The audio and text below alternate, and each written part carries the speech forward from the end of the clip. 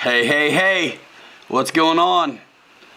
Show number 168, RC Pilots Lounge in the house. How's everybody doing? 42 in here. We can just stop now, 42. It's the answer to everything. How's everybody going? Let's go.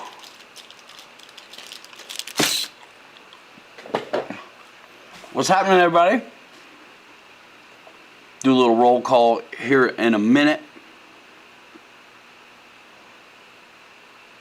Everybody doing okay this week?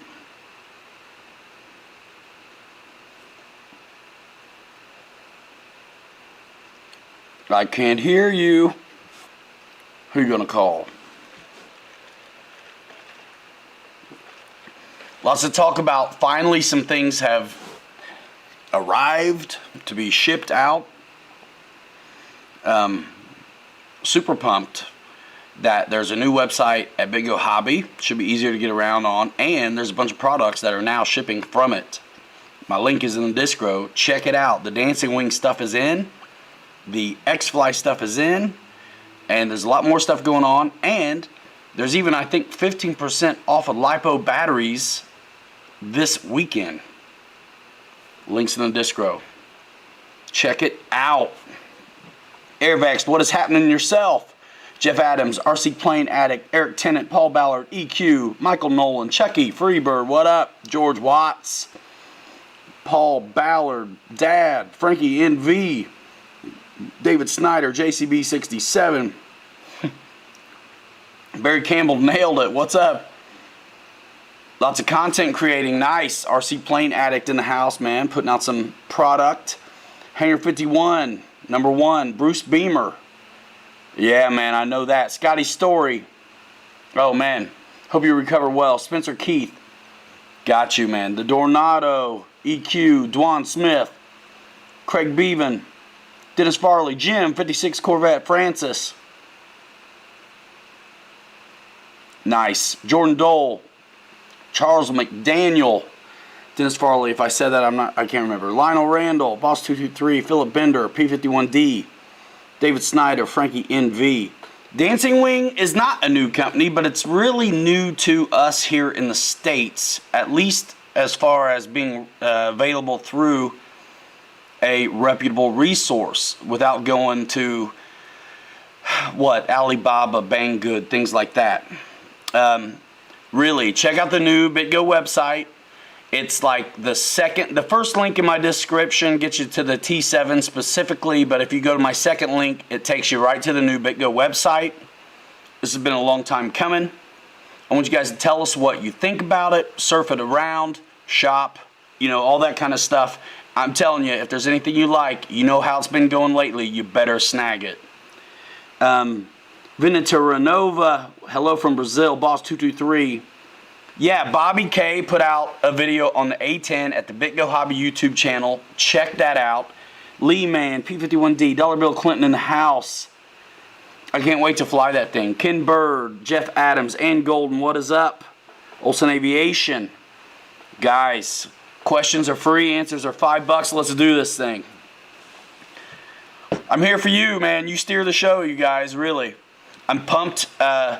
It's actually been a little bit weird. The website launched earlier in the week, but I didn't do much with that because I did not yet have my website changed and my affiliate stuff arranged and all that stuff. So now it's good to go. So that's great. There's no time better than now to monopolize on everything that we've been waiting on for so long. Cannot wait to get some of this stuff up in the air. Some of it I already have. Check out the videos on the channel. Check out Bobby's videos at Big Go Hobby YouTube channel. Support that over there. Super pumped. So super pumped. And there is a section for leaving notes at checkout. Just drop whoever sent you in there just to make sure that everything is working right. Please. Thank you. Hopefully some of you guys are getting to fly these things. I know Jeff Adams is impressed with the build, fit, and finish on his T7. A lot of guys got Tony Spears, got his up in the air. David Snyder, thanks for doing that. Vance has been busy, Dennis. I talked to him today, and I was just getting ready to say, I love your son. So, a lot of you guys don't know, but believe it or not, I'm not the most techie guy there is in the world. You probably believe it. But I have used Wendell Farley, Vance, to help me on my website since the beginning. Actually just re-upped, as a matter of fact. It's about $500 a year to maintain that website. And then whenever I need things to change on the website, Vance takes care of me. And I'm very rarely in a hurry because I understand he's got regular life and things, but he manages to always figure out a way. It's so easy for him. He can do what would take me half a day, he can do in like 5 minutes. He's like, it's done. I'm like, you're the man, dude. And even though it doesn't take him long, I value what he knows and what he brings to the table. And for about 5 minutes of work, he did pretty good today. And I appreciate that because it's because of you all that I'm able to do that. Pay for the website and take care of him for just jumping for me when I need him to. Because the BitGo links were broken. The old website is gone. I'm going to have to get in there and change some of my links in my videos. But at least the website's good. And the stuff I put out on social today is all working. So you got the T7 and the A10, says Jeff. Let us know what you think about it, guys. I love it. I'm seeing all you guys posted up on Facebook. RC Pilots Lounge. Feel free to tag me. All that stuff. Scott Settle in the house. Looking forward to Alabama show is coming up very soon. My goodness. Scott Settle's going to maiden his T7 tomorrow. Awesome. Check out me and Bobby's videos if you just want to see what we're doing with ours. Mickey B in the house, otherwise known as Howard Hughes. If you've seen him lately, he looks like a mix between Howard Hughes and Johnny Depp. Ha. The good parts. Keith Christie in the house. Michael Honeychuck, what up? Thanks, I'm glad you guys like the new website. You know, there's some things that probably need tweaked a little bit. But I know Bobby spent a ton of time doing a new inventory on everything. If you need parts for Dynam stuff, you should be able to search it and find it pretty easy. I love it. I love it. Now I've been, you know, Bobby wasn't feeling too good for like a week. He's back, I'd say. He's feeling good. I'm ready to fly. We got some work to do. Build videos on the T7 and the Stearman coming. We probably will end up. I know I want a Stearman, and I want to do my own video of that. So I don't know. Probably Bobby and I will try to build that one day.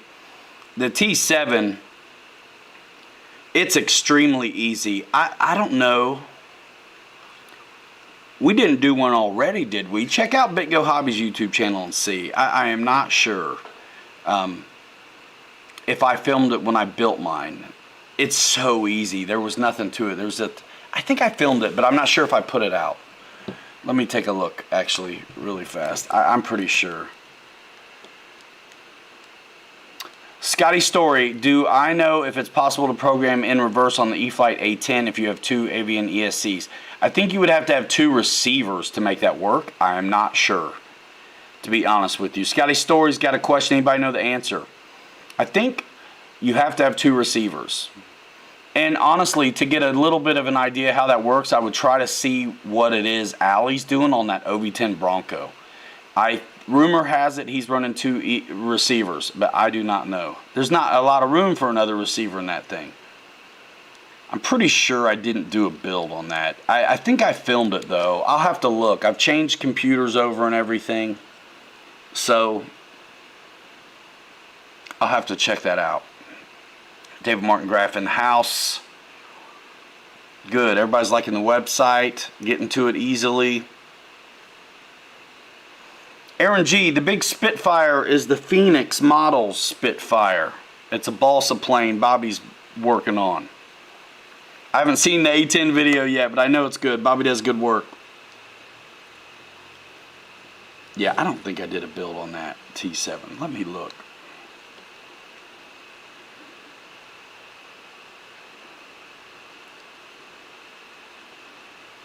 Lots of other videos though.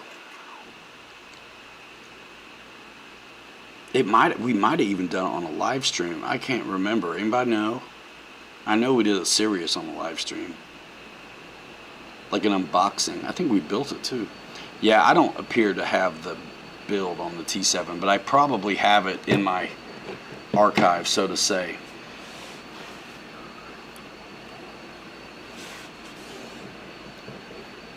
Super pumped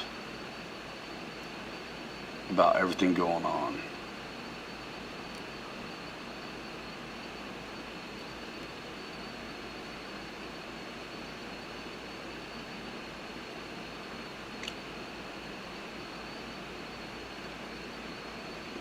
Will to live, yeah, one of these days. Holy smokes, man. It's my buddy who I want to help me figure it out has been going through a lot as well, which could potentially change his RC life.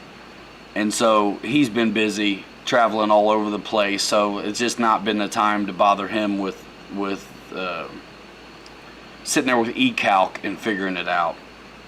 And lots been going to work. You know, we got new owners, and I'm still there for now. So some of this stuff, man, as much as I want to get to it, I got stuff sitting in boxes. I mean, and now that I got my new computer, it's been really easier to make some of the Instagram and TikTok of it all kind of stuff. So I've been putting some little things out like that since it's easy now. It's so much having an Apple, having a MacBook has made the short form content really easy to do. Happy birthday, Shadow Ops, to your boy. Thanks for coming by. P51D says, I set my 80mm E-flite F16 with thrust reverse and flew it for the first time that way. It's the bomb. I'm a convert. Works like a champ. Highly recommend doing it for sure. Brian Chambers says, nothing better than to have to watch a YouTube commercial about Cialis before I'm able to watch the show. So demographically, it thinks y'all are having trouble. The Hobby King King Twin 1700mm is a nice plane with good flight envelope. Nice, man. You got one? Mike Bird in the house. Bruce Beamer says Hobby King wanted $382 to ship it. Where you at, Bruce? You in Canada or something?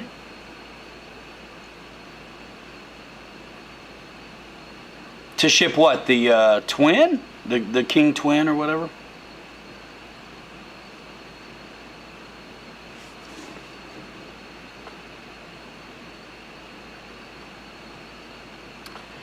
I am looking forward, Alan Davidson, that's a good question. I'm looking forward to the big Balsa PT17 Stearman, 6L power, electric plug and play. I'm super excited about that. I want to get my hands on a Sirius myself. I've flown one. It was our buddy Spencer's. I flew it at Jet Jam, Pennsylvania. What are you wanting, Bruce? The King Twin? Mine, I haven't even put it together, bro. I'll put it back in the box. Hit me up on Facebook. Let's do this. I'm not gonna do it.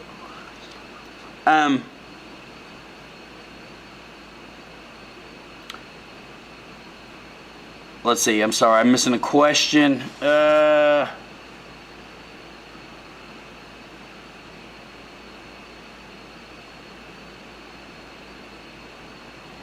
Dude, yeah, you got to get with the Intel, what is it? The i7 is just as good as the 8. Dude, I don't even know if they have an i9 chip, but yeah, that's why I went back. I actually bought the 13 as well, and I was like, wait a minute, this is the M1 processor. It's not even going to work on most of my apps without running like this extra thing to encode all the data. Like, what? And then Adobe is in beta. So it's like, man, no. And let's get a 16, let's get the big one, right? So that's what I did. I took it back, man. I did the research too. The i7 chip is just as good as the 8 for what I need it for. That's what I did, man. Yeah, man, I'm looking forward to just getting out and playing. I have flown the Hangar 9 Ultra Stick, but I haven't made video of it yet. I've got an FMS Beaver to put up in the air. I've got videos I want to do with the big inflatable tires on some big classics like the Carbon Z Cub and the Draco. I even have a more scale looking set that I want to put on the Beaver. Those tires are so hard. And then the Carbon Z Cub has those tires on it as well. If I missed a question, I'm sorry. Say it again. Oh, the B17, that's what you want? I see.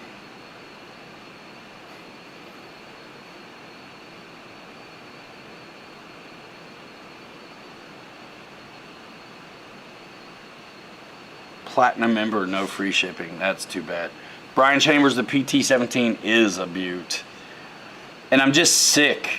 I had such a good video of Bobby doing a demo of that in Florida, and it's been deleted, I'm pretty sure. I hope I'm wrong and I can find it, but I haven't been able to, and it stinks. Yeah, man, the Beaver tires are so hard. I'm wondering if you could put Robarts on it like I did on the Mustang Pilot Jerry's mod. Can you take a second and explain what Flying Crow is? Is it like spoilerons? I would say it probably is like spoilerons. Somebody chime in on that. Chime in on that, because I've only done Crow a couple times. I did. There's some gliders that seem to come with it, and then I know the Rafale had it, and I hated it. Olson, I don't know. That is a great question. I don't know that why we keep getting such hard tires. I hopefully some of them are getting better about that, but man, so many of them are so hard. There's got to be a happy medium, you know. Got to be a happy medium there somewhere. My goodness.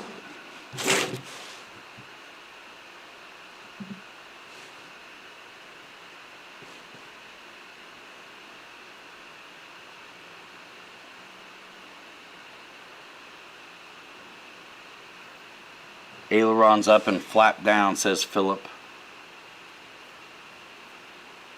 What's up, Lyndon? Lyndon Stewart in the house.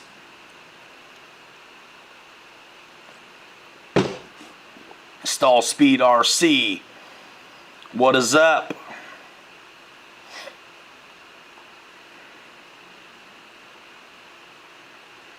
Yeah, man, goodness. I want to take up some old classics I have, and like I said, I got those projects that I want to do. I mean, man, I want to fly that stick that Dancing Wing has as well. Roman has a GWS J10 that calls for Crow, also has canards. George says, Crow on my biplane is top ailerons up, bottom ailerons down. All four still function as ailerons when in the Crow position. Bro, you made these yourself. What, the planes? Man, Doble Ray. These are made by manufacturers that carry these planes. So all you have to do is assemble them. It's awesome. I mean, check out the rest of the channel. There's videos of so much RC products back here. I mean, it's almost like it's a full-time job.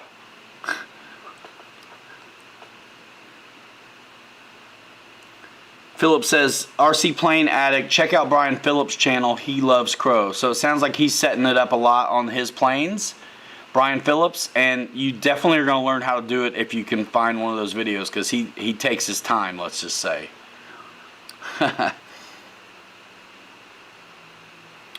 We're talking about the Dancing Wing Steerman available at BitGo Hobby. You can get it plug and play ARF. You can get it set up for gas. You can get it a multitude of different completion levels. Just check it out through my link in the description.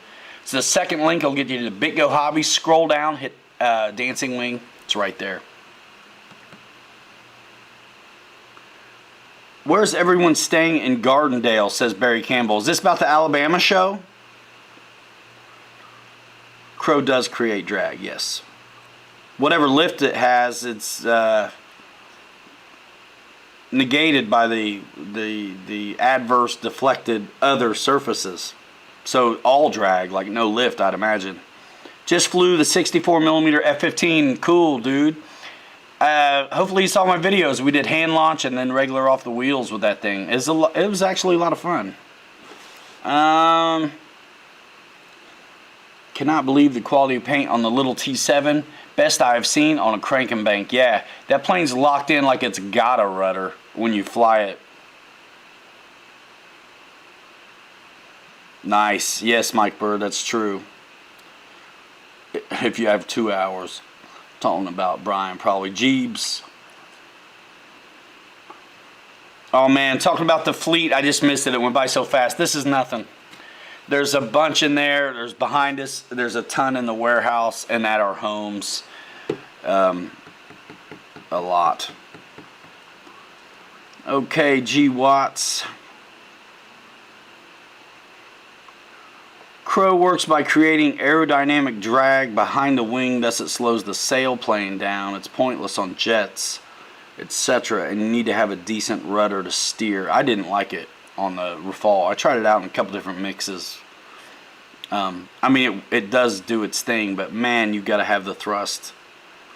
And I mean, I could have played with it and had it better, but I was content with my test that I wasn't into it. I like that plane for the high alpha, and I didn't have it with the Crow.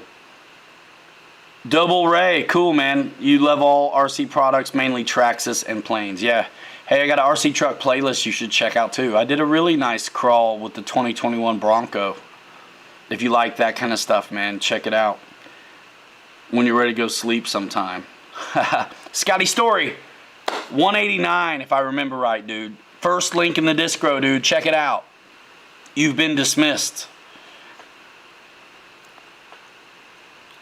Bruce Beamer, the Huskies, nice. So now they got a 6S Husky. They had the 5S Husky, which I flew on 6S. I don't think you should. And then the 4S Husky. They're all really good. I really like my Husky once I put the Dubros on it, though. Get them while they're hot, Scotty. It's not going to last. If you're into that T7, man, get them. John says he uses Crow on one of his.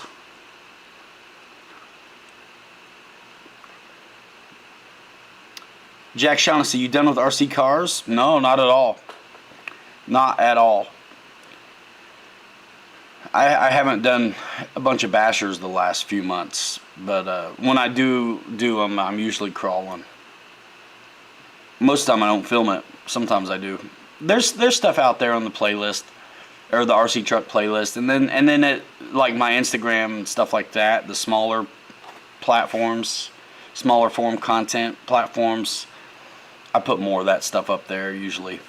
No, I love them, and you know, if you're in business selling RCs, you need to know what's up with surface. I'll just say that.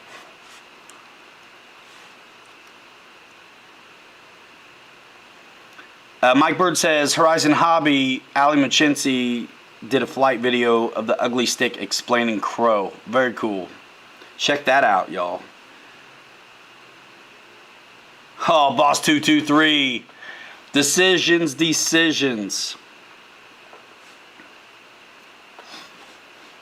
Stall Speed RC, now they have the Bison. Oh yeah, Nick Sticks. Bison is delicious. Best beef stick I've ever had.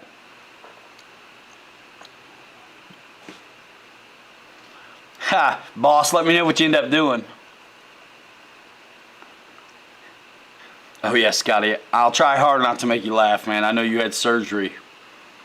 There's nothing better than RC retail therapy to make you feel better. I promise. You know I'm kidding. It doesn't hurt, but it doesn't help all. Love it. 81 folks. Man, what you guys been doing? I know a lot of you guys are watching football and stuff. Stall Speed RC, the 64mm F9F, was it fun to me? You got one for 100 and love it. That's about retail, isn't it? I mean, maybe these days that's 50 bucks off. I'm not sure. It was fun. It was fun. I think there's, I mean, it's a little old tech now. I think there's some little better flying hand launcher jets out than that one at the moment, but there wasn't always. Scotty Story, you just painted an axial Bronco body for a buddy of yours. Candy root beer and black. Dude, send me a picture. Skip Built, what up? Bruce says his 70mm Panther flies like a brick. Victor in the house. Mitchell Farley, what's up? Boss, you know that's the truth. Thanks, man.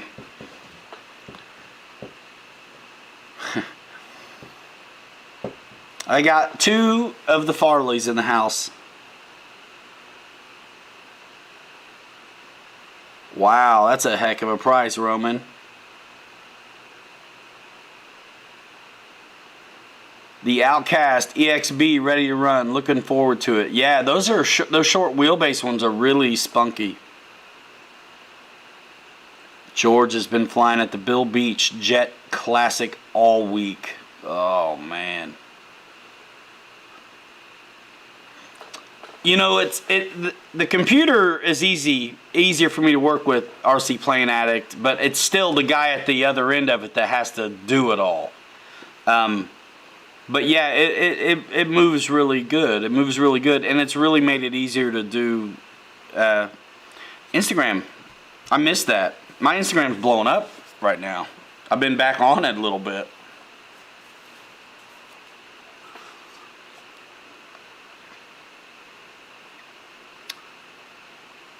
Francis, in regards to Crow, less lift typically as throne surfaces negate each other, losing that part of wing core, but yes, need good yaw stability. Yeah, what he said. That's what I was thinking. One's gonna, you know, it's why it's more of a drag deal than a lift deal. And at a point with flaps, depending on the deflection, there's a mix happening. Like a lesser deflected flap is going to create more lift than one that's steeply deflected, which is going to cause more drag. If you've got loads of thrust, you can still get lift out of it, but it's hugely inefficient. Man, it's going off. 83 folks. Chilling, y'all.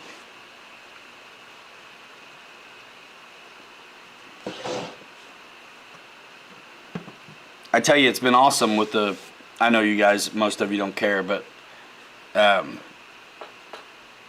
being able to do the surface stuff and some of the short form content with my phone and quickly get it to a real computer to do edits and stuff has been remarkable.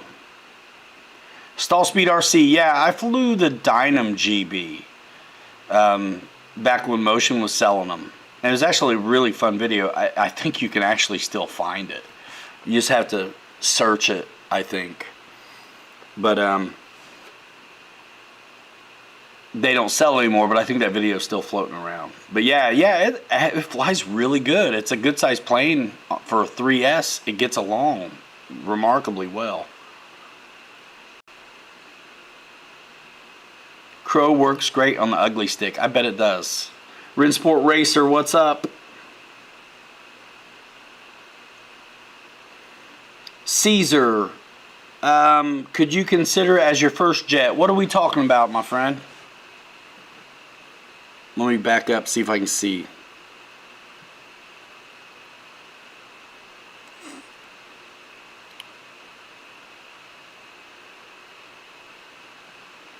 Caesar, let me know what you're talking about.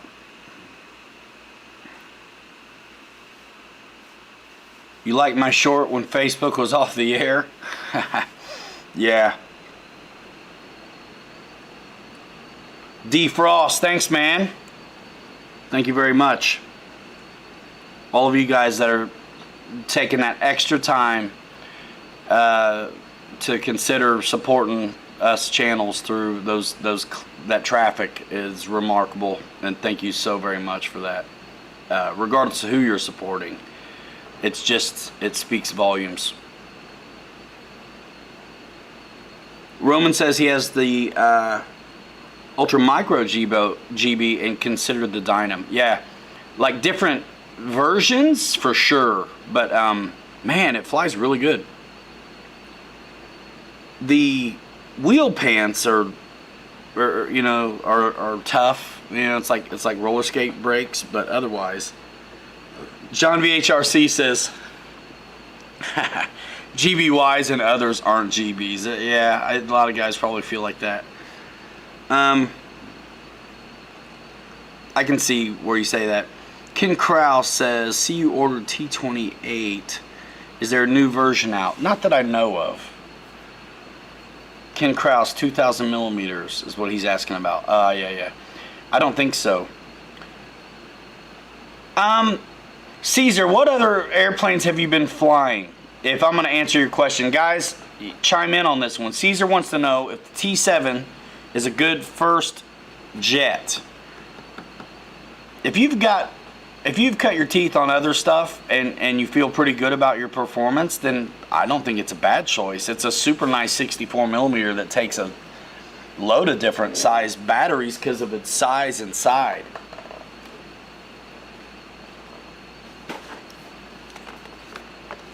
And it's a trainer in real life, and it flies a lot like one. It's got a good size battery compartment in there. We did videos on it. Check out the videos of this on my channel right here. And then also go to BitGo Hobby YouTube channel and check out Bobby's work on the T7A.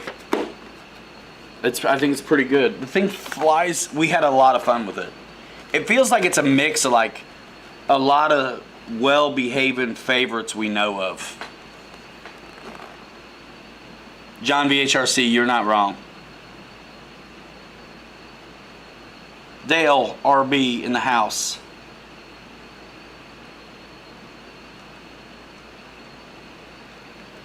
Hey, Caesar, if you want to check this out, man, it's the first link in my description tonight in this video right here. You can check out BitGo Hobby's new website. Also, a lot of new... the stuff has finally come, guys. Like, we've been waiting on this container for months. It's here. If you want some... I'm not just selling stuff, man. If y'all want stuff, you better get it, because it's not going to last. And who knows how long it's going to take to get more. Boss 223, I think, if I remember right, you have to watch my video. I think I used a bigger one. Like a 3200... Gens Ace, 3300, something like that. John VHRC, it flies really good, man. Honestly, I don't usually get jacked up about the 64 millimeters too much. But when we flew these, we were like totally blown away. You got to watch the video to gauge the reaction because, I mean, just sitting here, if you don't know us, it sounds like baloney. But man, it's really the truth. This thing flew surprisingly well and stable. And then you think about it, and it's like, okay, it's a trainer. Why wouldn't it? Oh, dude, the Dancing Wing Stearman, John, they're available, bro. They're available. A couple different completion levels. You can go gas. You can go plug and play. There's like really more than 2 completion levels. If you check the second link in the Discro, it gets you to BitGo's new website. Scroll down, hit Dancing Wing or X-Fly. And check out the other brands. And there's a battery sale too right now. It looks like 15% off this weekend on batteries. I'm talking Roaring Tops, y'all, and Gens Ace, stuff like that. Let's go. Stuff is in stock. There's no excuse. We've been Man, waiting for so long. Lawrence Williams, what's happening?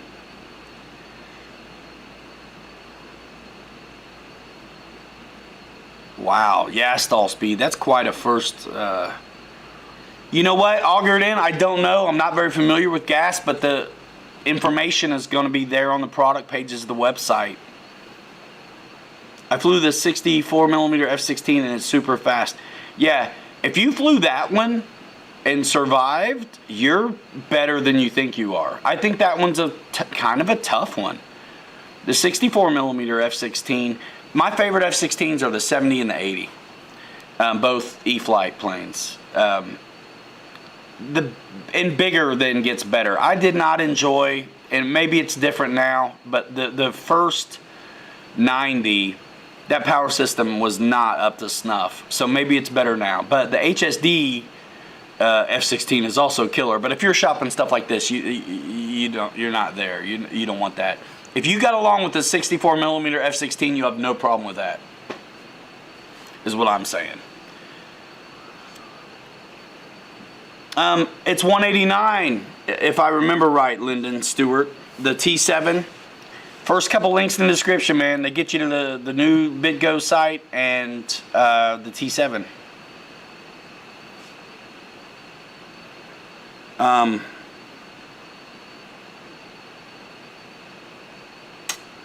I like the E-flite 70mm F-16, but like the markings on the FMS 70 better. They look like the same planes. Any thoughts on the difference? I think the difference is mostly going to be the technology inside and the paint scheme. Just saying. Augured in, I wish I knew on the size of that gas engine for the Stearman. I don't. I don't want to miss anything, guys. If I miss you, say it again, Sam. Play it again, Sam. We got 96 in here. Things go fast.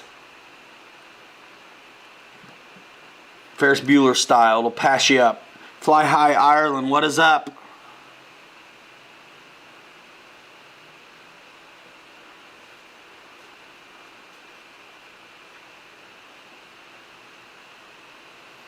Scotty Story says, look at the A10. You're talking about the E-flite A10. E-flite A10 has flaps and retracts. The X-flite A10 is nice. I haven't flown it yet, but it looks fantastic. It does not have retracts, and I do not think it has flaps. DJM, what's happening? Good to see everybody. Man, so many new faces all the time. That's great. That is great. Saturday, October 9th.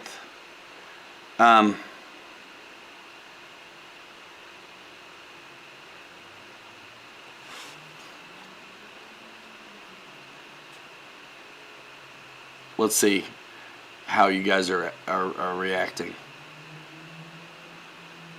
Man, that's pretty cool.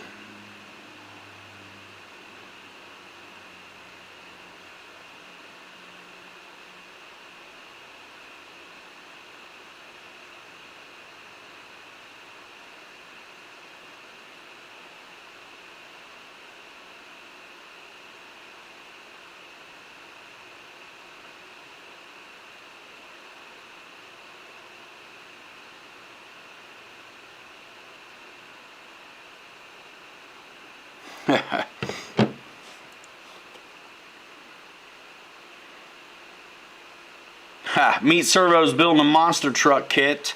We'll chat about it in the wee hours. Nice. Stall Speed RC. I am not the guy. Anybody can answer, chime in for Stall Speed. Any idea on best first FPV setup?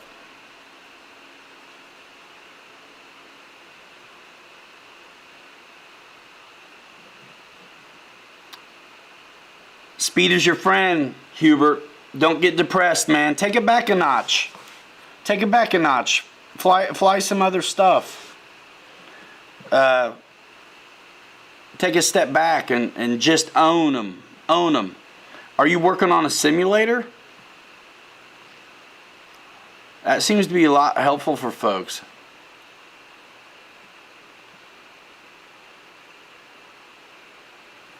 Focus in on one of them.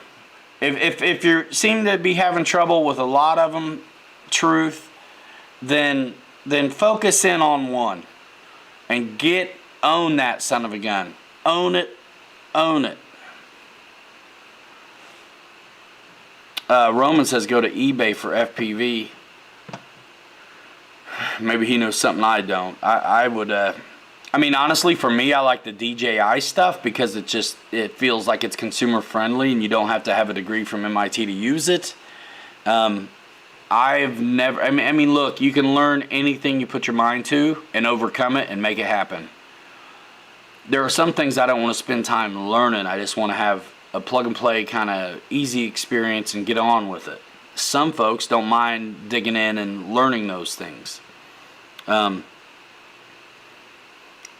So let's answer that question for our guy. Would you recommend the eFly SU30 70mm twin EDF for an intermediate flyer? Intermediate that's almost advanced with a load of experience, sure. Just getting into bigger, badder stuff, it'll bite you if you don't know how to. It's kind of heavy, it's kind of big, it's going to slow down on you. You just gotta. I would want a veteran around with me. I'd want more stick time. Jeremy Diamond, welcome to the crew. Thanks so much for joining the channel. Thank you. Thank you. Stick a FPV cam on an ultra micro anything. Wow. Anybody have other recommendations for FPV equipment? John asks, how serious do you want to get into it? Mike Bird says DJI. Once you get it, you won't want anything else. I can. It's so easy.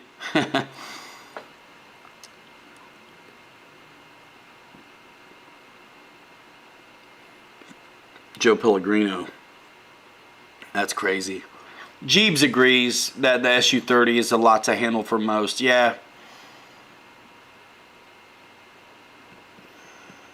Early intro to intermediate status, I would say no. Yeah, I'm sticking with it. Oh, Jeremy. You guys hang in there.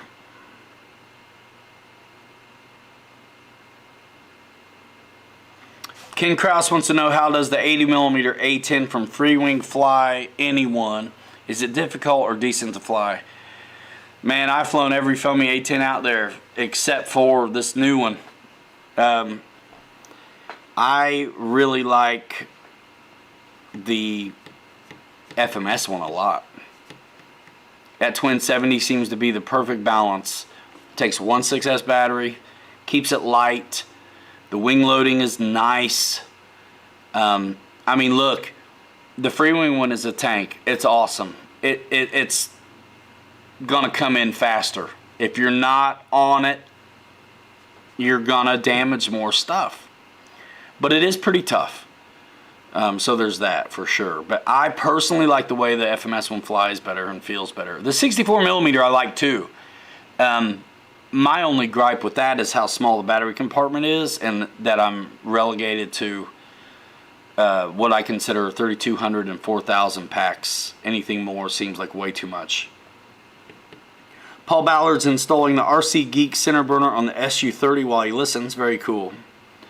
Yeah, this Twin 64 is bad to the bone. I'm not sure. I think I did one grass flight with it, but David Snyder loves the Freewing A10. Depends what you want. Earl Moorhead in the house. Yeah, guys, you want to watch an A10? No, I mean, look, if you want flaps and retracts, there's so many choices. If you just want a basic A10 and you're not quite maybe ready to trust yourself with retracts and things like that. And the thing about retracts is it's not to trust yourself with the retracts. It's to trust yourself, am I willing to repair these gear that are more complicated because they retract than ones that I might just have to bend back out. So if you're ready for all that, there's a lot of choices. If you just want one to bang around on, you don't have to worry about, that new X-Fly A10 looks killer. And it's 4S. Is there one here? Hold on a minute, y'all.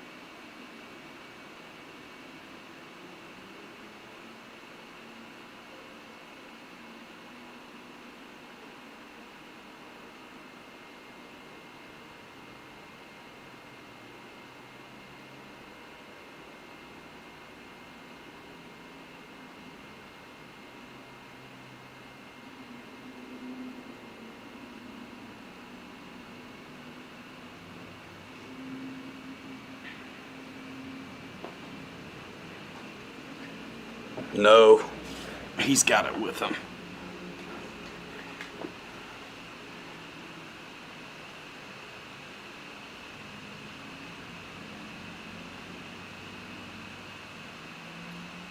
I was trying to own the Viper 70. Hold on, I don't want to lose it. I will grease one landing and then stall the next. I do have the Viper 90, but I'm scared to open the box until I get consistent. So if you're stalling, it's too slow. So know that that's coming, and give yourself some more power. You know what I mean? Well, don't waffle on the pitch too much. Commit to that attitude, but goose that power in a little bit. Stall Speed RC, that's Bobby K's AL37. I didn't fly it. I haven't flown that one. That's Bobby's flight. I got his maiden flight. The channel sponsored half of that plane, and we got that for Bobby. So thank you guys. The Viper 90 lands awesome, and it's a lot of it's the landing gear. Guys, if I missed something, hit me back.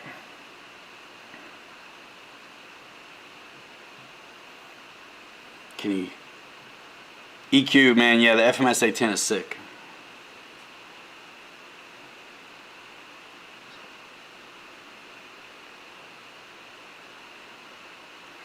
Jeremy says, or check your CG. Yeah, what battery are you flying in your Viper 70, Hubert?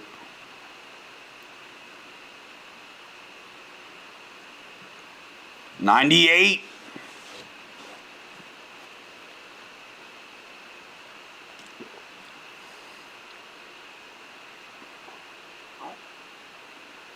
This cup is from October 7th. I use them till they fall apart. My wife got a flat white. Don Shock in the house. Yep, Jeeves, fly it down, man. Fly that baby down. Listen, watch those videos, man. Listen to the throttle. I would say there's some things that behave similarly. I would watch the FMS Yak 130. I would watch the Freewing Bayhawk videos. I'd watch E-Flite Viper 70 videos and listen. I'm probably talking you through the same kind of I hate to say procedure, it sounds too rigid, but the same kind of approach to the approach.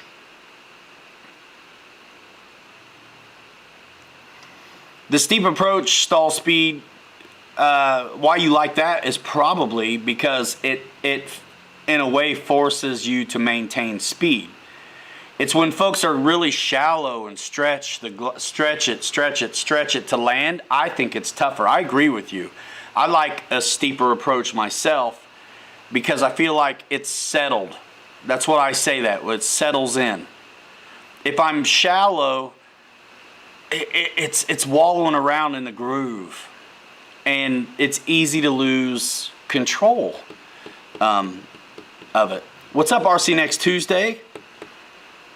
Good to see you. Good to see you, man. Hope all's well in the UK for you. Yeah, I like the steep approach too. There's some stuff I cannot do shallow that I can do at a steep approach no problem. It almost makes you manage that speed correctly. Michael Sherman in the house had 2 pulls today on the drag slash. 50 miles an hour, still learning. Nice. P51D, yep, control speed with the elevator and height with the throttle. And that sounds crazy to new people. But when I say commit to the pitch, that's what I mean. Get your angle set and maintain your descent angle, your glide path with the throttle. Don't waffle in the pitch. You have to bleed it, Bert. I got you. I know what you mean.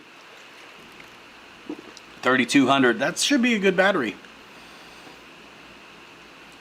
Any heli guys here? Asks Jay Huff.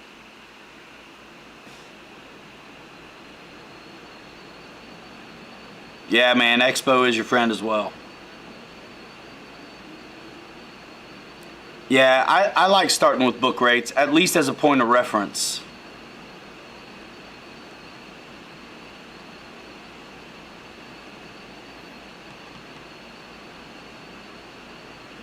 Drag slash 2S and 3S passes, it looks like Mike Bird says. P51D fan likes the steeper approach for depth perception as well. Tracy Thomas says helis all day.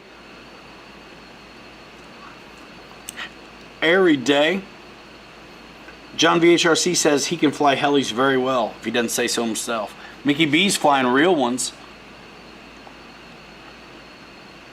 Stall Speed asks if anybody's seen the AL37 with reverse thrust.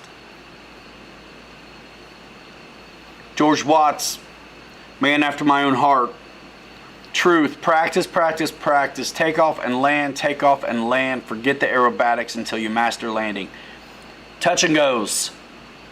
Touch and go, touch and go, touch and go, touch and no. That's it. If your speed is right for a nice looking touch and go, it's perfect for a landing. You just don't go.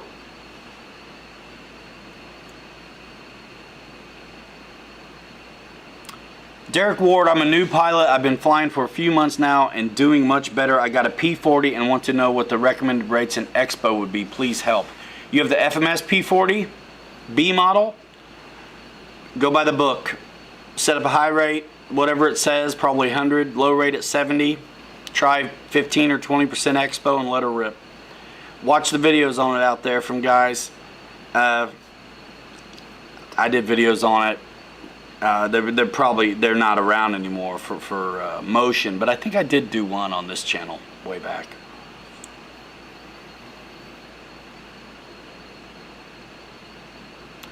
Jeremy says you and Bobby get something about getting that Tomcat out again. It's still in the box, man. He lost the one he had at a show, and his new one is. We have, we don't work with motion, so we have so many things waiting for us to get done that aren't that are products that he sells that I'm affiliated with. It's very easy to not take out those products for me.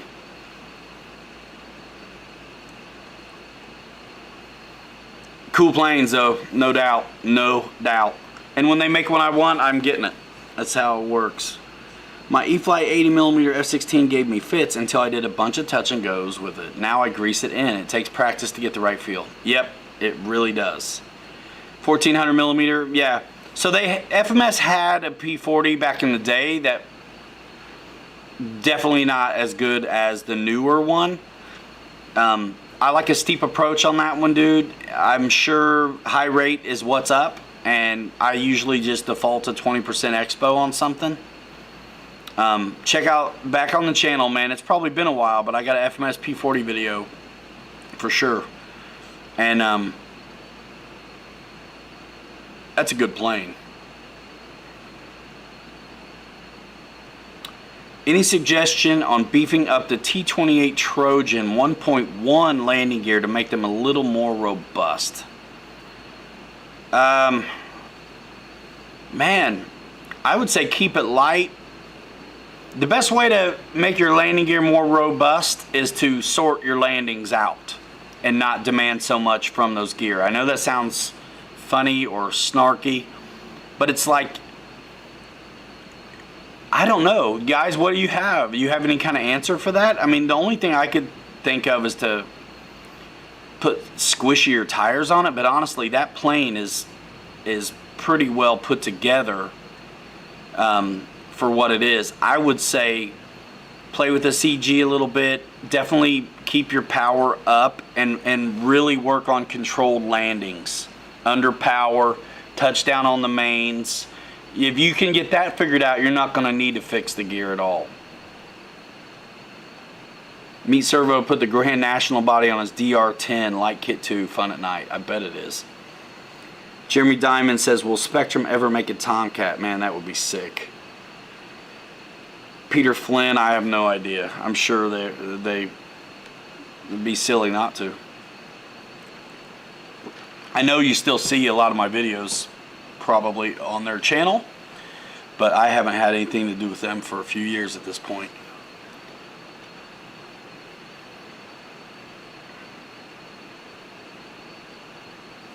Michael Sherman says, if you have ever taken flying lessons, they always teach 700 feet per minute approach to runway. Likely you can find what that approach looks like on YouTube. Work on coming in hotter and do some very low passes. Managing that throttle at truth still matters. Yeah, even if you don't feel up to the touch and go, yeah, slow flight mock approaches are going to help you out.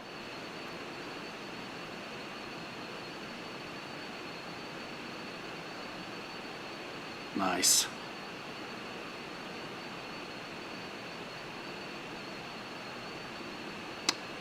David Penrod, guys, chime in on this. We got some new guy questions, and we definitely like to rally around those guys. Need help.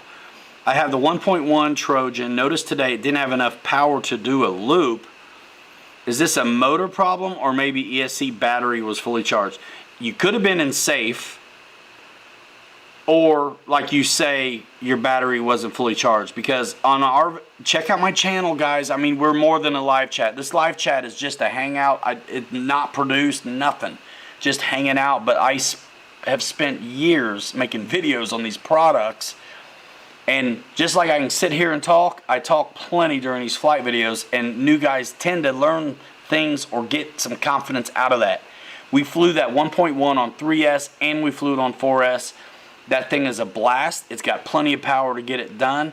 If you couldn't loop it, something's up. The battery was not up to snuff. Maybe you weren't going fast enough when you tried to do it, or you were in safe. Just greased the landing on my FMS B25. Oh, upgraded the landing gear on my FMS B25 to E-Flite out of the A10, so now have suspension. Nice. Calibrate the ESC, says John VHRC. It should be good out of the box. I bet it's his battery, man, or I bet it's his battery, or he was in safe. Peter Flynn, Gripen or ME262 Freewing models? Rafale or HSD 262? Both.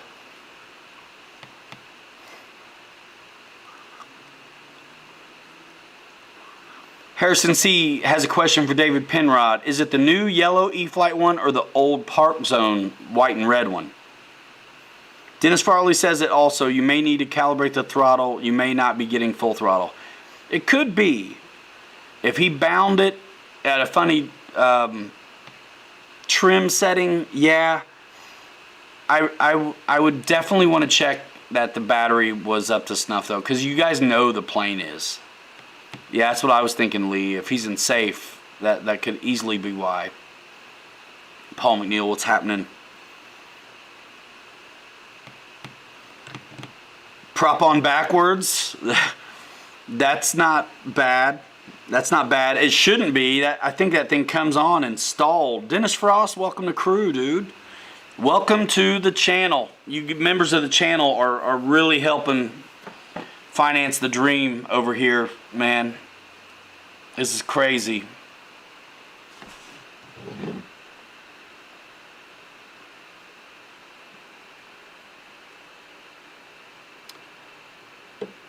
George Watts started talking. I don't think he got to finish. I don't start with a very high downwind leg. Me neither. Good landing start in the downwind for sure. At the end of the downwind leg, I think you do what I do, George. At the end of the downwind leg, I start losing altitude all the way through the base. I do too. Descending turn all the way through the base. Losing altitude keeps the speed up. And then I let it settle into a glide. And if it starts to sink too much, that's when I nurse blip that power back in. I try and be no more than. I want to see you finish what you're trying to say.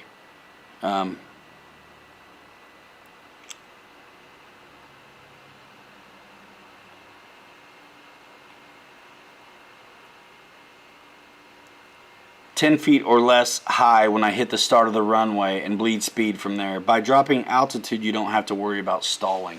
Yep. Yeah, watch what Full Scale does. Yeah, man, and some of these videos where guys are like talking through touch and goes and landings like it's their job. Watch that stuff over and over. It's the new T28. Yeah, man, I think it must be your battery, dude. It's going to be your battery. It's going to be you were unsafe, or you need to calibrate your ESC. Or the props backwards, which I doubt. Sounds like you can handle calibrating that ESC if you need to, but I don't think you should need to. I would try that other stuff first. Look at the battery. Nice.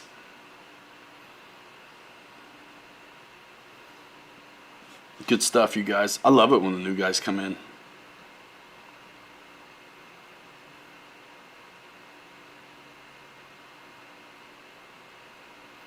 Hey guys, answer up for our buddy Jim, 56 Corvette. What's a good Metal Gear high servo that won't break the bank? I have a Great Plains Extra 300S 40 size. He's converting to electric. That's right, George. And depending on the plane determines how much power I maintain through the base and final. Give the plane what it needs. That's right. Learn how to read that language. Speed is your friend. Learn how to manage that speed. And you'll be okay. Low on the bank into approach, throttle, and level to the runway. Don't kill the throttle till it's settled. There's so many different ways to get it done well. And some things people do make me personally cringe, but they're able to work it out over and over. So you can't be mad at them, you know. Not saying that's what you're doing, Bruce, but I feel like George and I are fairly on the same page. I would imagine it's a standard servo, yeah. I would say look at the Hi-Tecs. That P51D says that as well. Honestly, man, check out BitGo. There's new stuff there. There may be servos there too. They may look extremely similar to Hi-Tecs. Catch my drift.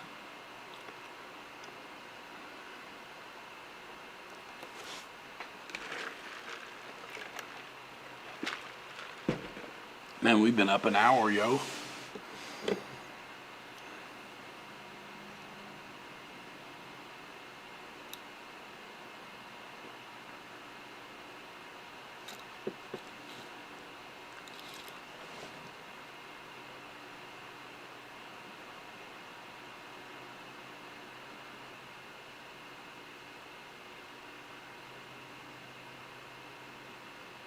Yeah. Love it.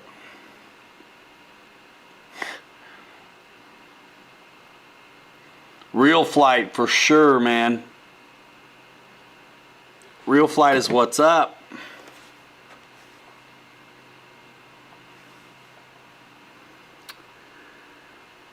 Let's see. Rick and Roy, what's up, man? If I didn't, I think I saw you, but I'm not sure I verbally acknowledged it. Good to see you.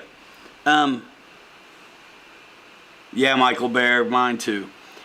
Stall Speed RC says EDF is bad to shut the throttle off completely. It's a stall waiting to happen. I would trip it till the motor is at its slowest RPMs when the power is cut. Oh, trim it till the motor is at its slowest. That's the thing, man. When I'm at the, I mean, guys, we've been doing this for a minute, but if we're at the field, I want to hear that EDF. So I will wait till gasser guys are not up because I want to hear what I'm doing. BP Aviation, what's up, man? I think this is a servo answer. Spectrum A6380, or I'm not sure. It seems. It's probably an answer to a question I didn't see.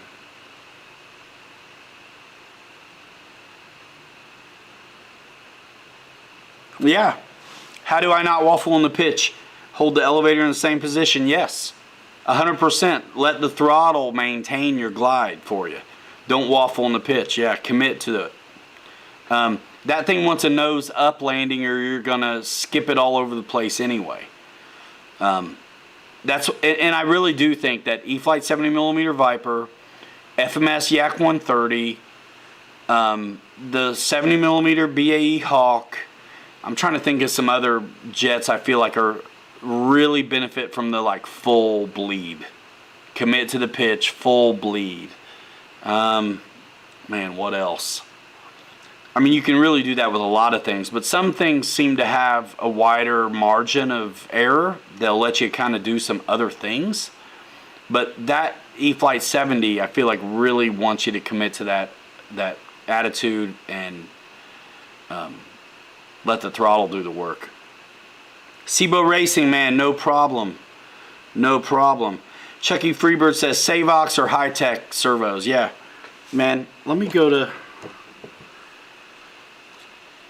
Hangar 51 has landing video, it looks like, on his channel.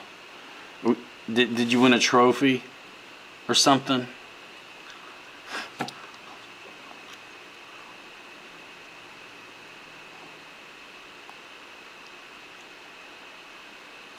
Let's see, what am I looking for? Okay, yeah, hold on. New BitGo hobby website, let me go there. And let me unplug this deal, dude. 56, yeah, man. Let's get you hooked up, dude. Let's get you hooked up. So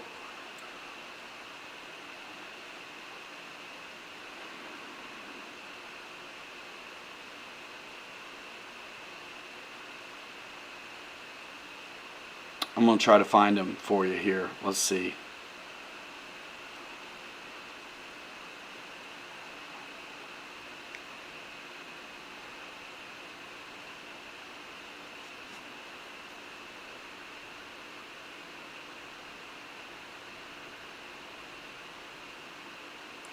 No Hanger Rat coffee mug. Yeah, I had to take them off my store, man, because the logo.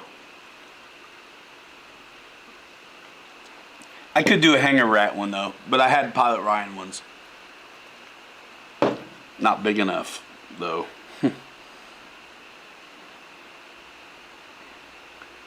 Stall Speed RC, man, you ain't lying. You got questions, this is the place to come. Oh, man.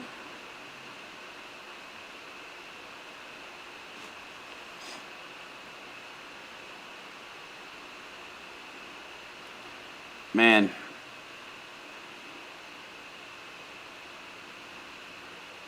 Website does look good, y'all.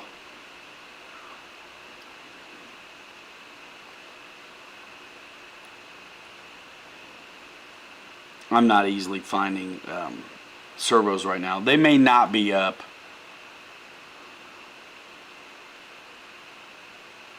Solid rocket motors. Guys, help me answer this one. I know what I'm going to say. I need your opinion. I want a big stall plane, and I'm stuck between the Carbon Cub Z and the Draco. I want something decently capable of aerobatics. What's the choice? There is nothing like the Draco. If you want a Draco, get a Draco. If you want a little bit more utility and a little bit more versatility, I feel like that Carbon Z is bad to the bone.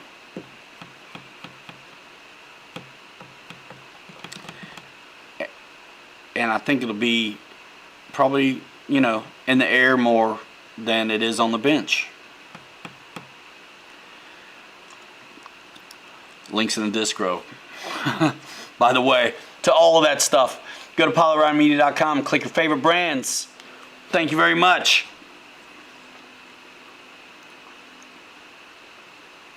Sibo says, Carbon Z for the win. Save a hundo. Yeah, boss, thanks.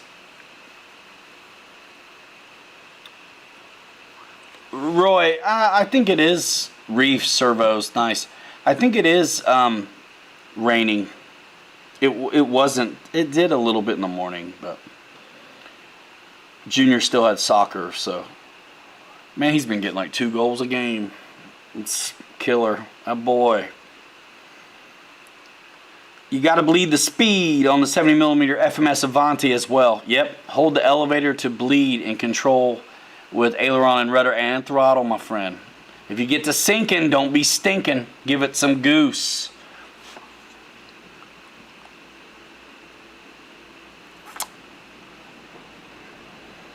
I've been looking at those Holmes Hobbies motors, those hand-wound Crawl Masters a little bit, man. They are quiet. He put one in a Red Cat. It's been a while. And man, I couldn't believe how quiet that thing was. I just couldn't believe it.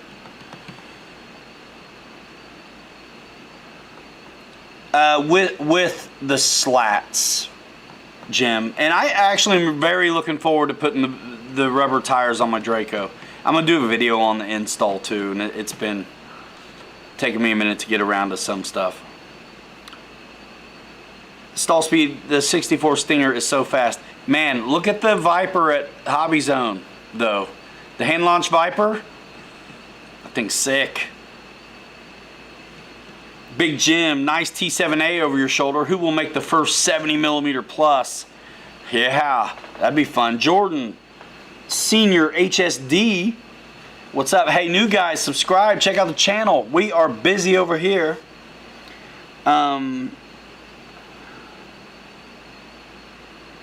Solid Rocker Motors, man. Yeah, it's a great utility plane. I mean, of course, you don't have the lights. You don't have all the scale stuff. Philip Bender, yeah, right? That dude seems really cool, too. He's got a YouTube channel, and he really knows his stuff, and he should. I mean, he's designing these things. It's great to hear those guys talk, because you always learn something. You know, I go to other channels to learn stuff, too, just like y'all. Olson Aviation says you'll need new axle shaft if you go with 6-inch Dubros. What about the 5.5s? Is it because the axle's not long enough? Jim says he's got the Dubro Airs on his Draco. Helps a lot. Sibo says he seems everybody's switching out stock tires. Nice, Mike. Sick, Chucky. Just ordered the new Copperhead Combo 2850 kV for custom crawler. So is that going to be a 2S system?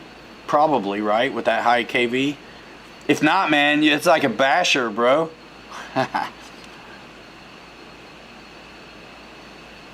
Here's a good question for you guys. Stall Speed asks, anybody know how to repair foam?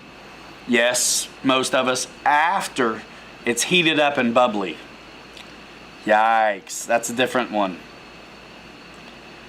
That's a different one. Too short, 5-inch drop right on. What about 5.5? 4S? Dang.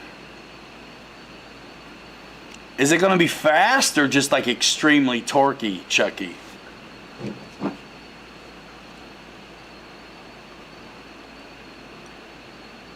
Meet servo. Nice. Yeah, man.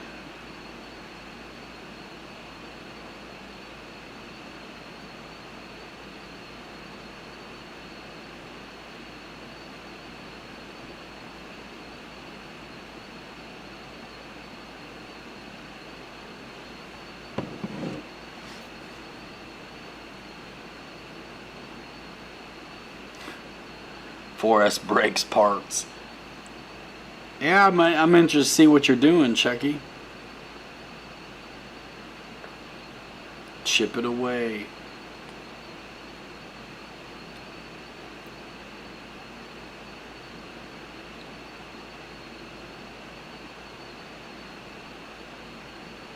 A lot of wheel speed.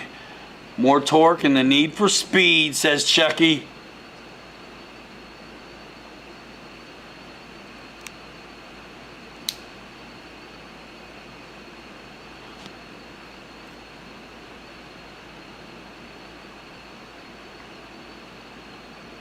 Nice. Nice, Sibo.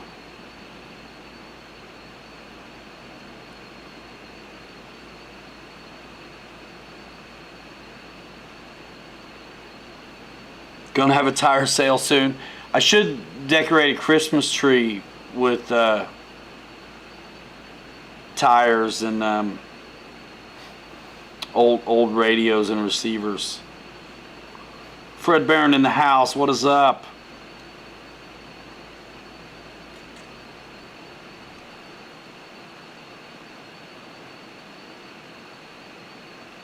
Holy smokes, it's a beast, says Dean. Nice. I bet it is, man. You got the Eachine 50mm f16 upgraded to 4S. What? You could use that flexible spackle and refinish. Yeah. So, sand it first, right? Sand it down a little first.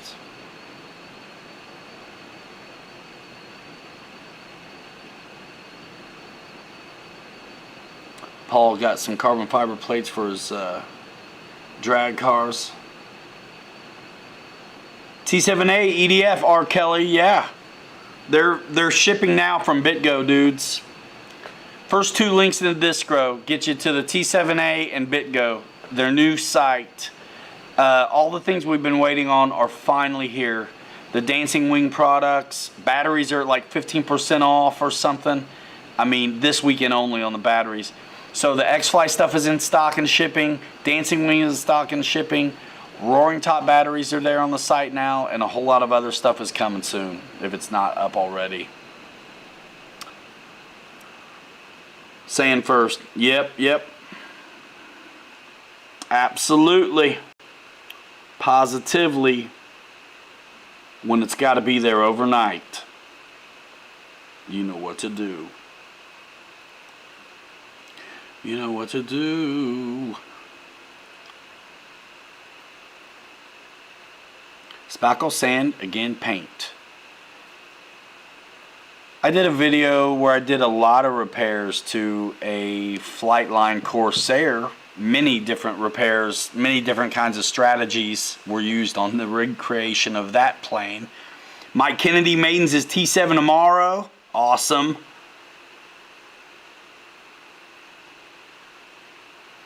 Dean Dagner, man, you know what? Check out that parts locator. Try to search that out on the new website, Dean.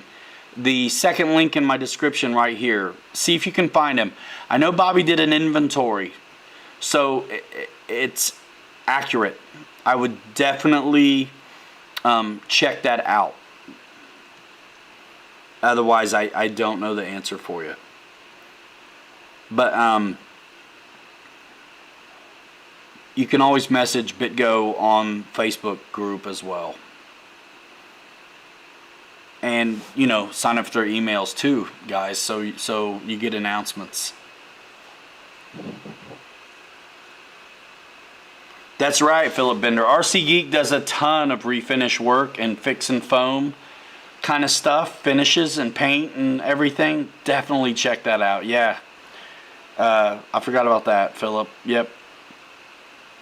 Class act.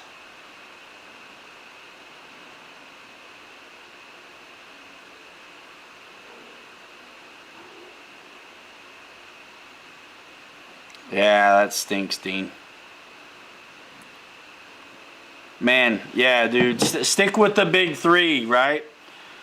I'm really happy with my experience, the way I've been doing things forever.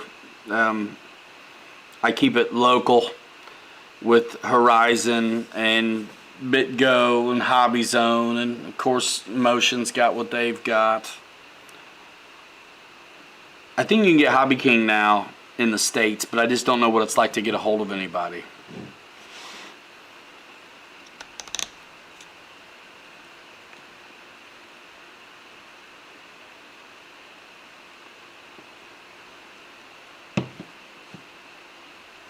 Yeah, those are nice.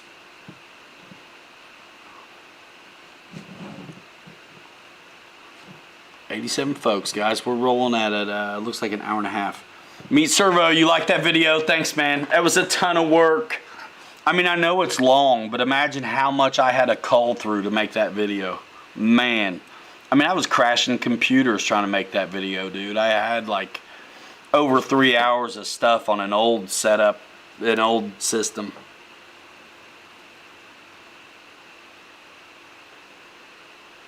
Nice, Paul.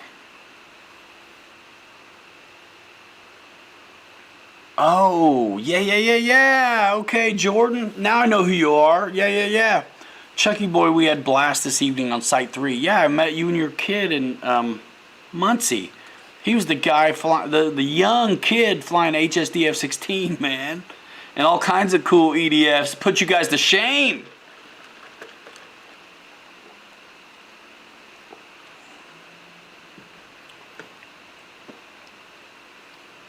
Dream Funds. Man, Fred, thank you so much, man, for that super chat. That's very nice of you. Dude, Fred lives right on top of the Fountain of Youth. I need a webcam like yours, bro. Dang it. That, or I need to tap into your Fountain of Youth. Son of a gun. Fred Barron, ladies and gentlemen. Oh, Philip, yeah. So, great. I'm glad that worked out.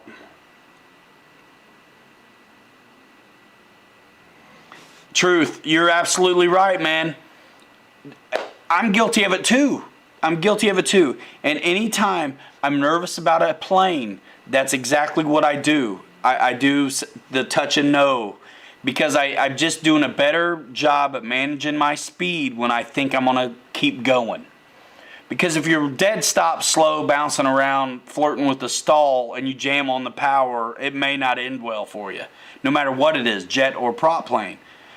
Really, on a prop plane, it's even worse. Because you don't have any airflow over the surfaces, and you've got nothing but all that spinning mass.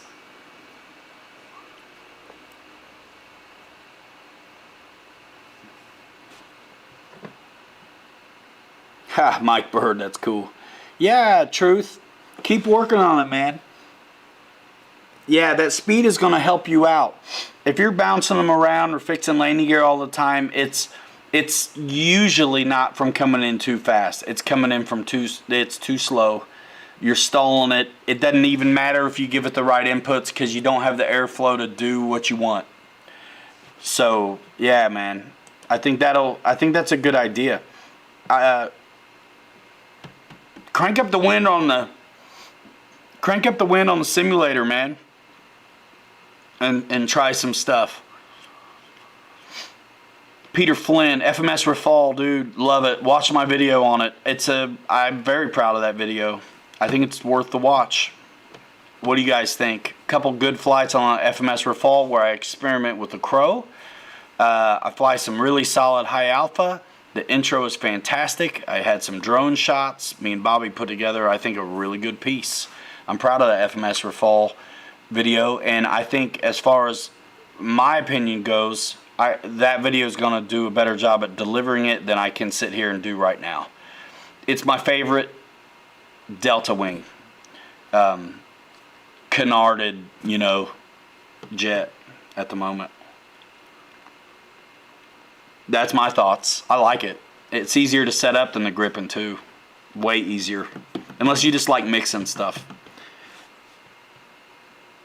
Ever fly the 1400 millimeter Blitzworks Cessna 182? I I purchased it and looking for other ready to fly under $400. Any idea? I think that one's probably a lot like the FMS 1400 millimeter 182, and that thing, I've really not flown a bad 182. They fly really good. As far as a ready to fly under $400, man, bite the bullet, get a decent radio.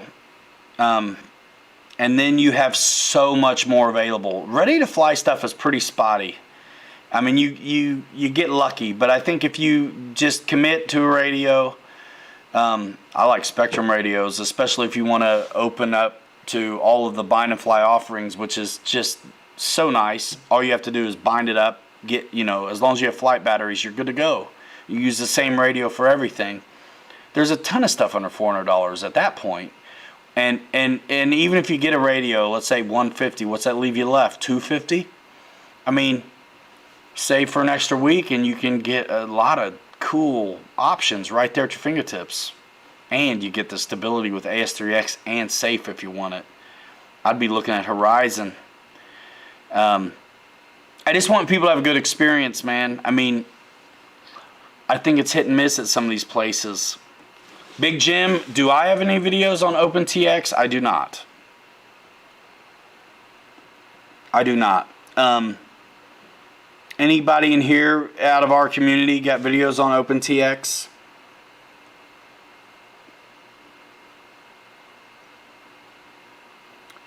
Nico639, which is better, FMS Ranger 1220 or Timber Evolution?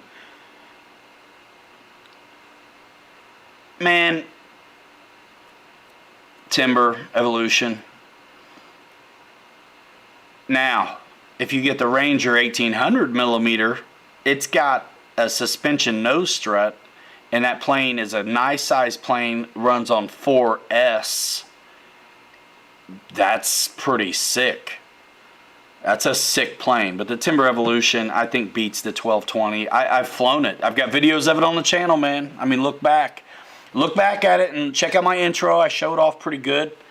And you be the judge. You know what I mean? And whatever you decide, think about going to pilotryanmedia.com to get it, dudes.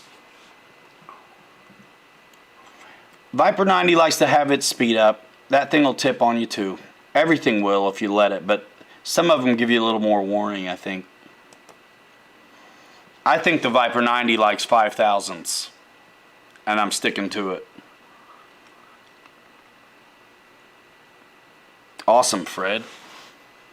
Yeah, are you going to play with the Crow at all? Or not, Fred? Peter Flynn, Timber Evo. Yeah, man. I did a video on it. If we're just meeting, like maybe you're catching the gist of things. Like we fly almost everything that has come out over the last few years. What a blessing. Right here on the channel, we're able to do it. So fun. Play YouTube with me. Like watch the videos, comment, thumbs it up, click the links, man. Let's do it. Me and Bobby are doing some really cool things. It's just a matter of time and it will all be revealed. Dean, well, yeah, but if you only do, Dean, are you the one talking about ready to flies? If you're only doing ready to flies, you're also super limited too. So if you buy a Spektrum radio and you've got a ton of their product and planes at your fingertips, you can also buy their receivers and put them in anybody else's planes out there that you want. The book tells you how to set them up, throw deflection and parameters and stuff. So it doesn't matter what receiver it is. You could fly Spektrum stuff. Look, folks are putting AS3X and Safe and Free Wing and Flightline stuff all day long. They're putting that Spektrum in everything. Hobby Zone planes, Arrows planes, Dancing Wing planes, X-Fly planes. You're not limited. You've got access to the best tech in the world, easiest to use, pretty readily available. I think it opens you up. It doesn't limit you. You can use those receivers in anything. No Crow, yeah, Fred, you don't need it, bro. Unless you just want to experiment with stuff. Yeah, man, I'd get the receivers with AS3X for sure all day long. I mean, look, you're going to spend a little for them, but you get a lot out of them. Paul McNeil says he's looking to buy the NX8. Get it done, son. Links in the Discro, dude. Horizon Hobby homepage. PilotRideMedia.com, man. Click it. That son of a gun cost me $500 today. Sibo says he's been switching between the 5,000 and 7,000 on the Viper 90. In the wind, like the big heavies, otherwise all day 5,000. Yeah, man. Definitely keep the speed up on the 7,000. But I can see that. I can see that. When I wrecked mine on a 7,000, but it was my fault. I was flying it as slow as I could. Super low, which is so dumb. Especially since I survived hitting reverse in the air upside down. I survived that, but I didn't survive slow flying with a 7,000. Like, face palm. Like, come on, man. John likes Spektrum in his turbines and his gassers. Giant gassers. Just send it. Put AS3X in his Freewing F-18 and his King Twin. Yeah, man. Boss says he has Spektrum in everything but his turbines. Nice. Just sent it says NX for sure. Love my NX10. And I got to spend a lot of time with the NX6 before the 10 came. And I really liked it.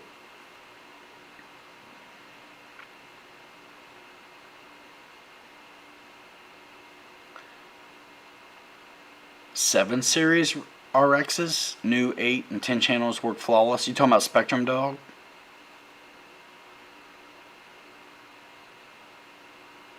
Michael Bear says, no, Dean, you do have to have an AS3X receiver for Spektrum.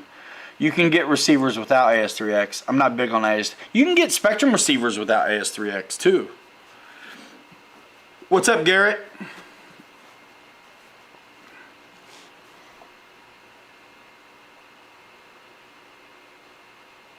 It wasn't on video, Roy. It wasn't on video, man. Or I'd have shown it. Dude, I mean, I showed flipping reverse upside down. Life with Nick and Haley, what's going on? Okay, yeah, Jordan. Gotcha. Gotcha.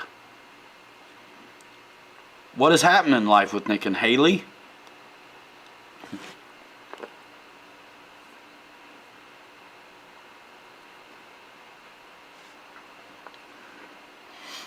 Man, how's everybody doing? Jeebs is all in on Spektrum. Have been from the start. Yeah. You're welcome, Francis. Dude, you guys know it. If you've been around me for a long time, I've had a Futaba forever. And it's because I did a magazine review on one for, it was either Pilot or Model Aviation a long time ago. And it forever was my only 8-channel radio. So I used it a lot for a long time, and I still use it. But now I got a 10-channel NX10. I mean, goodness, man, that's what I'm doing. But I do use what I have. I have receivers laying around. Some are Futaba, some are not. And I just kind of use whatever I have. But obviously, when I'm doing Horizon products, I'm using their radio. I mean, they're providing this stuff. So, I mean, come on. What are you going to do? But the only reason I have Futaba is because I did the magazine write-up. Or I'd have been... my first Spektrum was a DX6i. And that was the end of it for me. I was stuck on it ever since. But yeah, it was cool to have a Futaba 8-channel radio. Because I didn't have to go buy an 8 or a 9-channel DX. I ended up having those anyway. But... forever, you know, when I needed more than 6 channels, that Futaba was getting it done. The Birmingham, somebody drop a link to the Alabama show for Paul with the name of the airfield. I missed it, man. What's Nick say he's flying?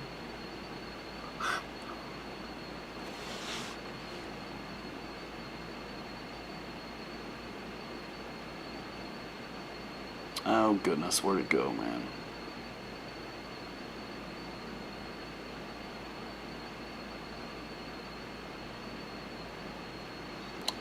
missed it, y'all. Whatever gets you in there, yeah, man. Paul Ballard says, oh no. See if he'll switch him, man. Send it back. Big Jim likes the Spectrum Smart batteries and chargers. I do too. Dean, awesome. Thanks for coming, man. Subscribe and turn on that notification bell so you don't miss it when I upload, dudes. Lots of videos out there probably sneaking by. I mean, usually there's at least something once a week besides the stream going out. And that should be ramping up. But we are getting our hands on a lot of stuff, man. So follow. Jump, if you do Facebook, do the RC Pilot Lounge Facebook group. Go to pilotryanmedia.com. Check out my socials across the top. Instagram's been getting a lot of attention lately. I'm doing the TikTok because why wouldn't you? It's like the world's largest platform. Like, you gotta, I'm in it to win it, so I'm playing these games.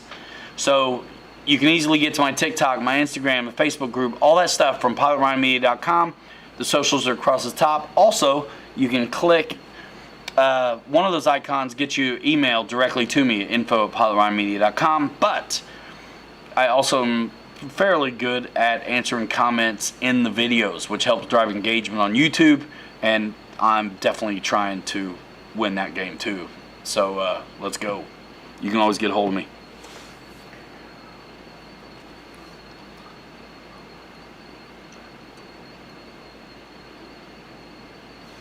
I mean, man, so for me,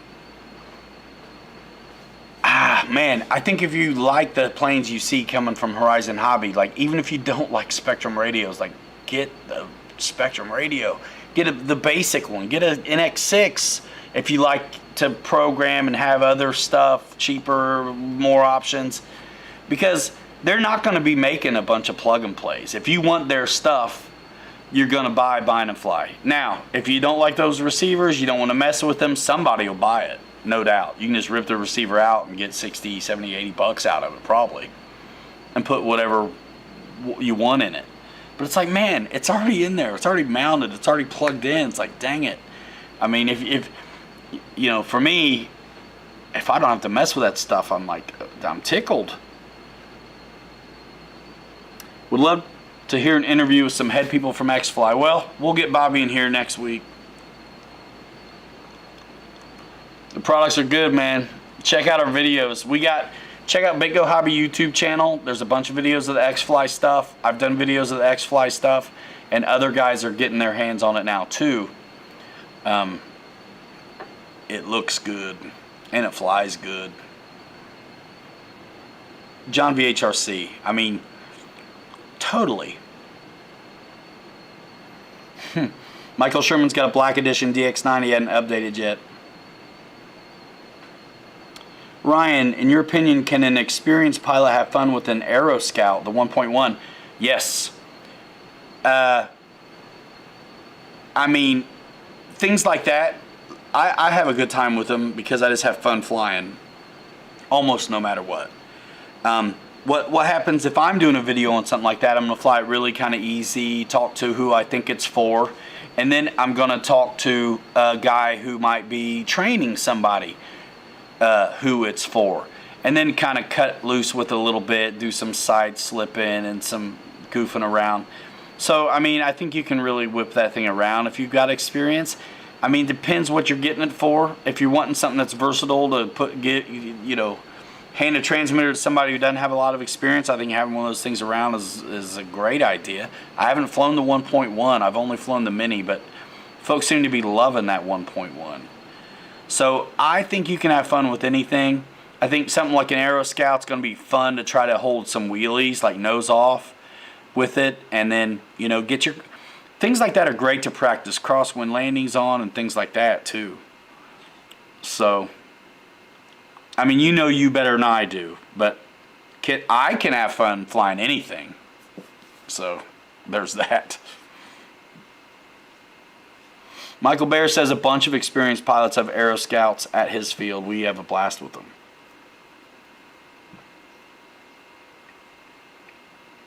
Cadillac Mac. Flat black Cadillac.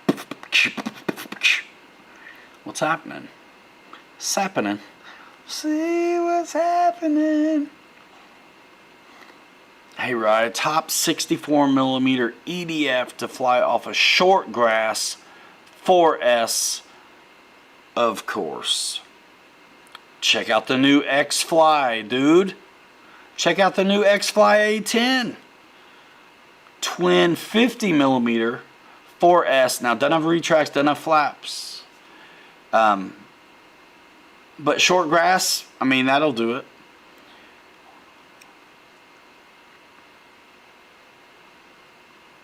Big Jim, that would be awesome. That would be awesome. Oh no, Paul.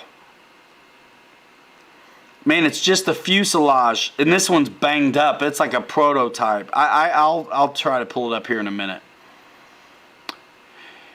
The Ultrix, I think it's a great plane, and I think it's a little bit beginner friendly because it'll take a lot of abuse, but it's a little bit different, right? It depends what somebody wants to fly, but those things, to me, I think orientation could be a problem. So I don't know, man. Marty Cruz, thanks, dude. I'm looking thin because I lost that big old beard, dudes. We're busy season 2. I'm out there just beating it up at my old job that I'm still at.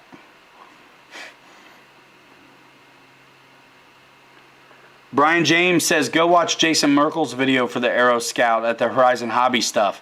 More than just a trainer, super fun airplane. I can dig it. Yeah. Heli Thunder, what's up? The Ultrix is polarizing. It's a fun plane. It's awesome. I like the bigger one. But it's just some of those things, they're just weirdly shaped for me to think it's like a good beginner thing. I don't know, man. I mean, it can do it. I think that Scout's what's up. I got a Mini Apprentice that I got to get up. I've done videos on one a long time ago for, you know, a place I used to spend a lot of time at. And they no longer carry an E-Flight, but that's a great plane as well. The 48-inch Apprentice. Thanks, Marty. That's nice. Yeah, Michael Sherman, I got to do that stuff too. Actually, I think I got a servo. It's bad on mine. John made his Esky version of the Aero Scout and FPV plane. Yeah. I think a lot of folks are doing that with those because you got that clear front end.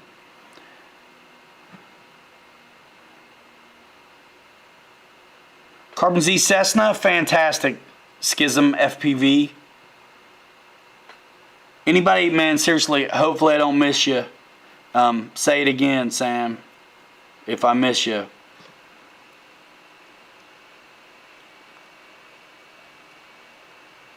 Heli Thunder, Bobby's around, man. Check him out. You want to see Bobby? Check out the X-Fly A10 video he just put out on the BitGo Hobby YouTube channel. And then go to PiloRonMedia.com and click BitGo Hobby when you're ready to push that crazy order button. Dwan Smith, which one's in stock? That's what you do. Haha. That's what you do. There you go, Francis. No matter the A10, good platform, plan form. Sometimes I correct, and that's actually a word, so I'm not going to correct that. Put big wheels on a small one with fixed gear and make it a grass greaser. There you go. Yeah, Cadillac Mac. Back on my channel, look at the HSD Jets, RC JetWorks playlist, and watch my intro to turbine video with the HSD Super Viper. Now that plane might be hard to get a hold of now, but for intro to turbine, I think the HSD stuff is a great, they have a great market point for that. And if you can't get a Super Viper, look at their L39. That's going to fly very predictably. And even T33. But I would say if you can't get a Super Viper turbine, then look for L39 turbine. And man, look, we have the EDFs at BitGo, but not the turbines. So go to HSD Jets USA for that. Pork Chop got his X-Fly A7 Wednesday and waiting for Wednesday to lie down for the maiden. Awesome. Check out our videos on it. Check out Bobby K's videos at Big O Hobby YouTube channel. Jason Merkel doing rolling circles at about 4 feet with the Aeroscout. Yes. Life with Nick and Haley. What's the most overrated 80mm and above EDF? Love to hear everyone's thoughts.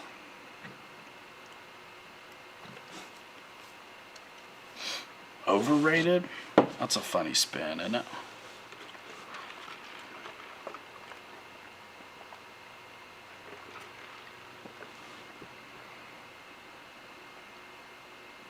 Big Jam, Paul, my Night Radiant arrived with light controller, dead on arrival. Oh no, they were difficult to work with and I still haven't got the replacement.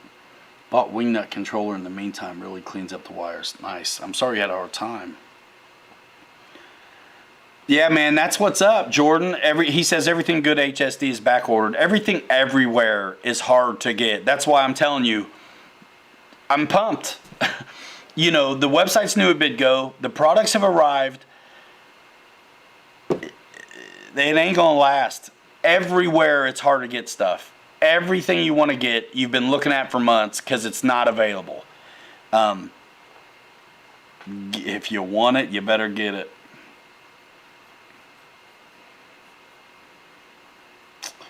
Sibo says, Dwan, either are great if you want a fighter F-16 and put an 8-channel receiver and add flaperons and all the cool stuff, and you will love it. And stock, it's just a big 70mm. Yeah. The only thing about I love the 80, but the gear doors do make it, you need to be landing it better, and you need to make sure if you're on grass, it's very short. Big Jim, you like the Night Radiant vid? I'm glad you did, man. That was fun. I got Adam Selikowski and Bobby K and myself on the sticks on that one.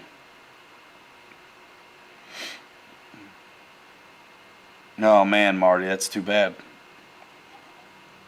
Yeah, I'm telling you, you hardly can wait. Alex Hutchison, thanks for doing so many RV7 videos. On a scale of 1 to 10, how hard is it to fly? I thought it flew very well and easily. It's pretty scale looking, but it flies like a sporty kind of trainer. The wing is huge. It kind of feels like some of the Grumman planes, right, where the wing is just huge. Really sporty, flew really well. I thought it was very predictable. And I liked it on 4S and 3S. We landed it on the grass. Where the gear are, keep it from nosing over, even though they're kind of smallish tires. The wheel pants are really nice, but they're forward. We had no problem on the grass. So what? 10, how do we do this 1 to 10 scale? So 10 being the easiest.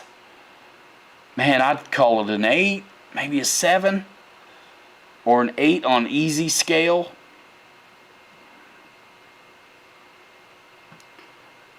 Let's see. It is a baby, dude. Paul McNeil says that video is why you bought it.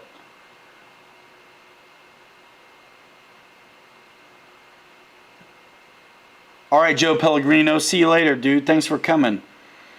Earl says shipping yard full of empty containers and no room, ship at sea, waiting in dock, trucks are broken with parts.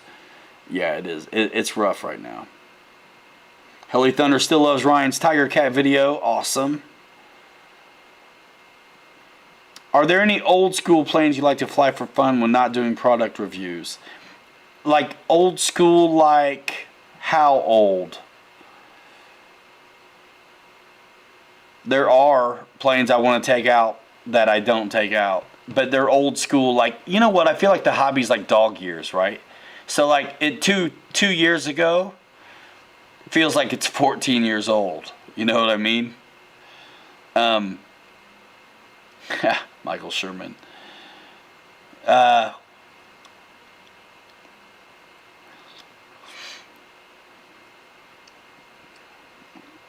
No problem, Alex. No problem.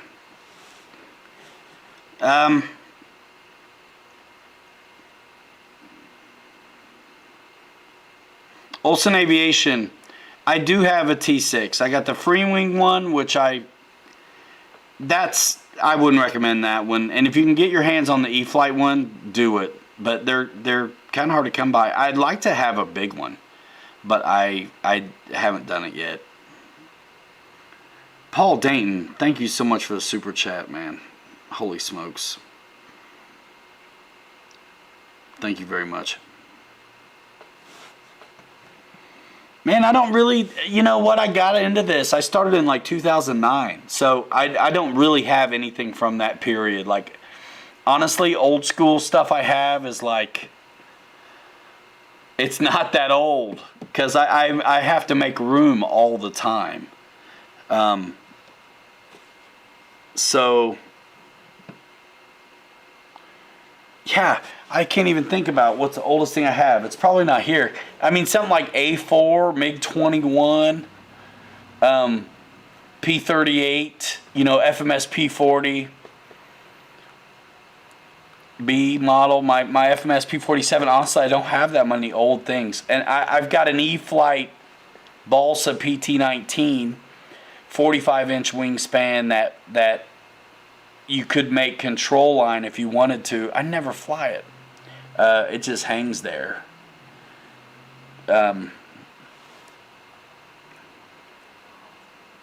Michael Sherman, I feel the same way. And my T6, I painted up like my grandpa's. So it's completely customed out. I've brought it to events before and I've flown it, but I really am kind of okay with it being a hangar queen. Go way back on my Instagrams, guys, if you want to see the pictures of my E-flite T6. I did it up.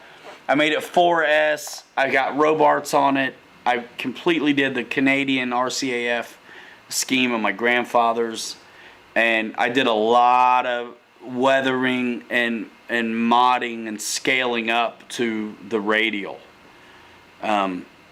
And I did a lot in the cockpit as well. Put lights on it. I love a T6, man. But yeah, I'm like scared to fly that one. I almost want another one just so I can leave that one alone. But my Freewing one was always way out of scale.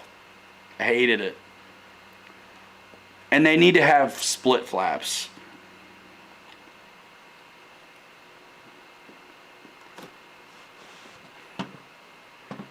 Is it It's not Thanksgiving weekend yet, man. This ain't November.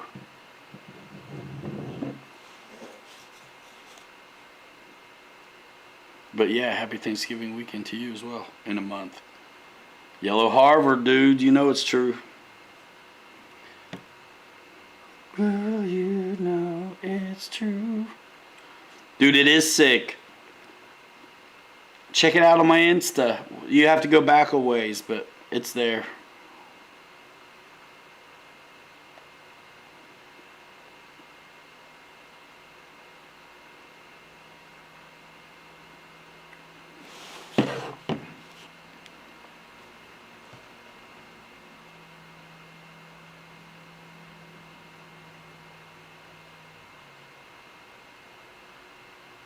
Premium space. I get it. I get it.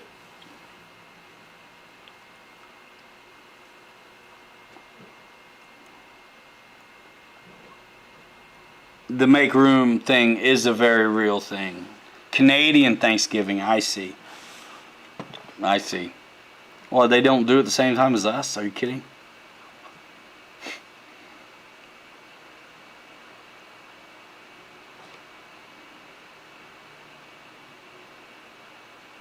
John, I gotta see that video. And you did a video recently on your big T6, didn't you? John VHRC, man's got a big gasser T6. If I correct me if I'm wrong, check him out, you guys. If you want to see a big gasser T6 going, John can fly too. Check it out. Oh, I see, Philip. Cool.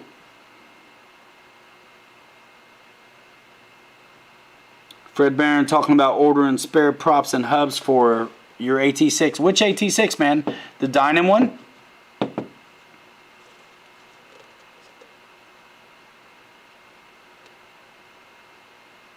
Big Jim, I ain't mad at you, man. Look, I don't sell Flightliner Freewing, even though I do. I don't. So, the FMS one out of the box already has the awesome landing gear. And it only takes one battery. Yellow Aircraft T6, yeah. Reckham Roy has a video of John flying that T6 as well. Check out Reckham Roy, John VHRC, GB, Lyndon is up in here. Fred Barron's in here. Who else has channels up in here right now? I will, Ryan. You always have the sickest videos. You're the reason I got into flying. No BS. Man, Marty Cruz, thanks so much. You guys, I'm telling you. Thank you. Thank you, thank you, thank you. Paul Dayton, appreciate you. I don't know why there's a Draco prop. Oh, yeah, because Bobby tried the Draco prop on his Carbon Z Cessna at the Horizon Fest show because he broke his regular prop when he hit the Ring of Fire. You know what? Anybody, this is a question from Nick and Haley. Have you guys heard of the new Eachine Mini Warbirds coming out? See, I haven't flown any of the Eachine stuff because I don't work with Banggood or wherever else it comes from. So I don't know a thing about it. But I know a lot of guys are messing with the Eachine stuff. I think they seem to like it. Check out the Sailors for that. And who else is doing Eachine, man? Brian Phillips. Who else is doing that stuff, y'all?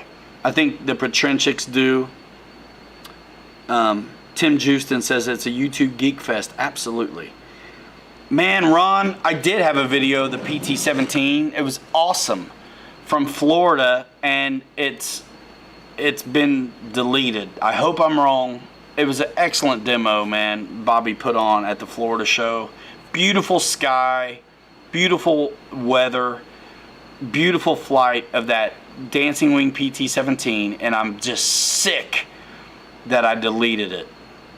I hope I can. I think I deleted it. I cannot find it because I would definitely have it out right now.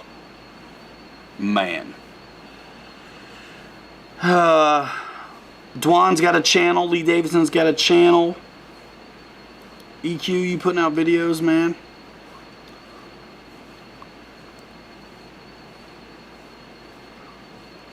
I don't want to miss anybody. I mean, Nick and Haley got a channel too. But yeah, that's what's up with the Draco prop, Wesley Minto.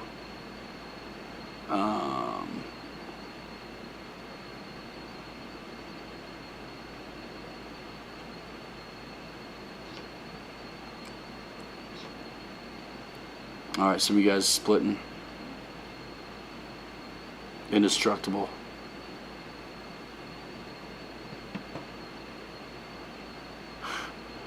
Earl.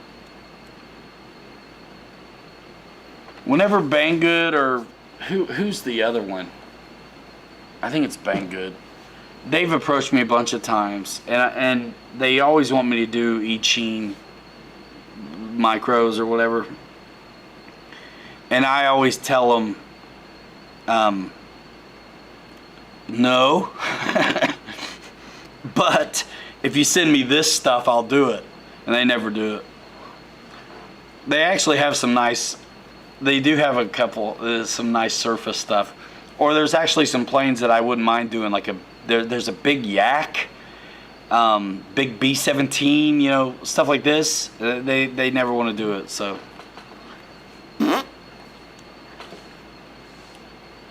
I don't think so, homie, senior advisor. I don't think so, man.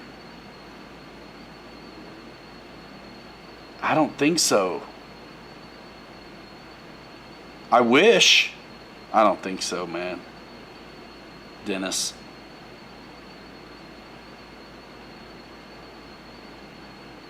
I'm looking right now. I totally don't think so. Because it didn't make sense to put it out. There was nowhere to drive traffic. on it. So I didn't do it. I mean, I wished I did now. What's up, Noons? I did the Dynam PT-17 a couple times. Nah, man. I'm just sick about that other video, though. Oh, it was so good. It was so good. We'll get more, though. We'll get more. You better get them, guys, if you want them. That's a good price for a plane. If it was foam, it's a great price for a balsa. Let's see. Somebody's asking me, E-flite AT6, look up the spare parts in the manual and found the prop and hub. Several other planes discontinued and found and bought props and spinners you didn't have. What's up, Nudes? What's up, Fred? What's up, Horizons? Ultra Micro Collection dwindled to nothing. Any new ones coming? I bet there are. Would love to get an E-flite. Where'd it go? 1.5 Bearcat or P40. Yeah, that'd be sick. The PT-17 does fly awesome. So's the Waco. Michael Sherman wants a 1.5 F-86 from E-flite. That'd be sick.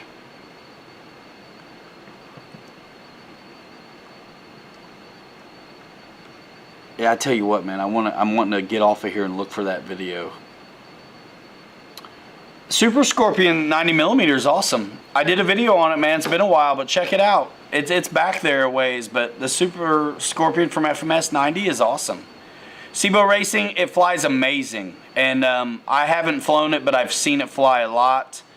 Bobby, myself, Air Marshal, and RC Geek,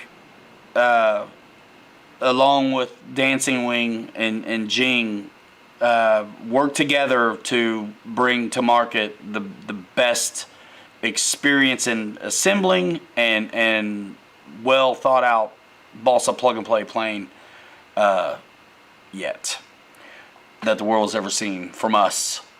Power system's on point, man. You know, you shouldn't be using a lot of dead ballast. You shouldn't need it. It's got the right power system and prop setup. It flies really good. I haven't flown it personally, but I've seen it fly a lot, and it is majestic. It's majestic. Jeff Adams, yeah, Dave's RC had some footage of the PT-17. Check out Dave's RC on YouTube. He may have back on his channel some PT-17 footage from the event, which would be great. It'll be cell phone, I think, footage. I had such a good video, man. It kills me. In the Tube Deep, what up? I'm so sick about it, to be honest with you. Now's the time to drop it, too. Y'all, they'd go out of stock in a week. He did such a good video for me, bro.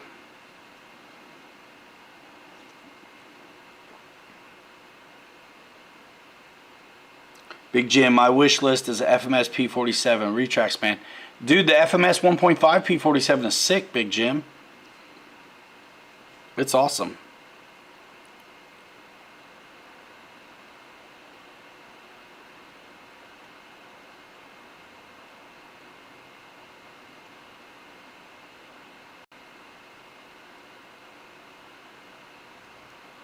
Yeah, man.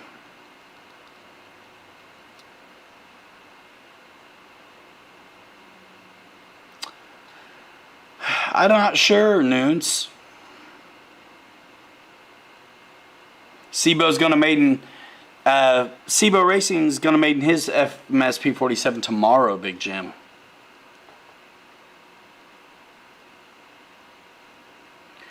Air Marshal in the house. Yeah, the PT-17 is sick, dude.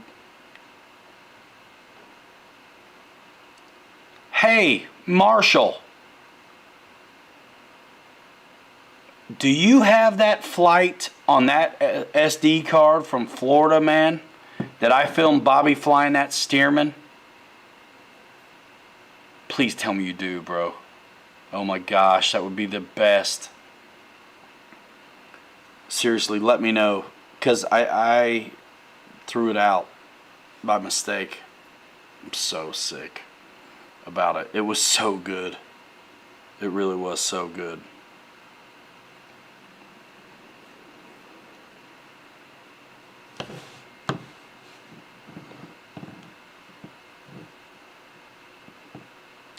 Marty Cruz, what is it you're wanting now, man? Chicks dig RC pilot, says Roy.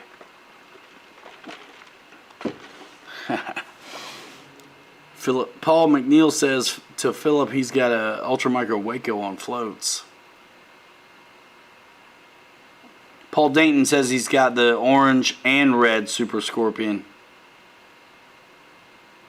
Yeah, guys, check out In the Tube Deep on YouTube and Instagram, dudes.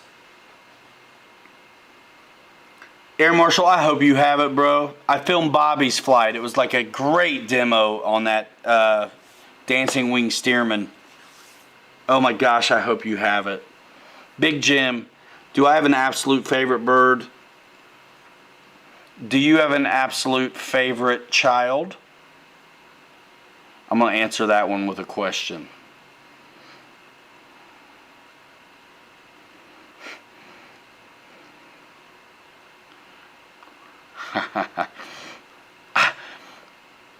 I have so many I like for different reasons. It's a tough question. It's a very tough question, man. It depends what I want to do. I love what I have. Man, I love the big Carbon Z Cub. I love the big Cessna. Draco's neat for what it is. There's some stuff I'd replace in a heartbeat, though. You know, my FMS P47, my FMS P40B, I love that thing. My E-flite Viper 90 is pretty sick. I need to get my own Sirius because that thing flies amazing. Bobby rips the snot out of it every time he brings it out. Man.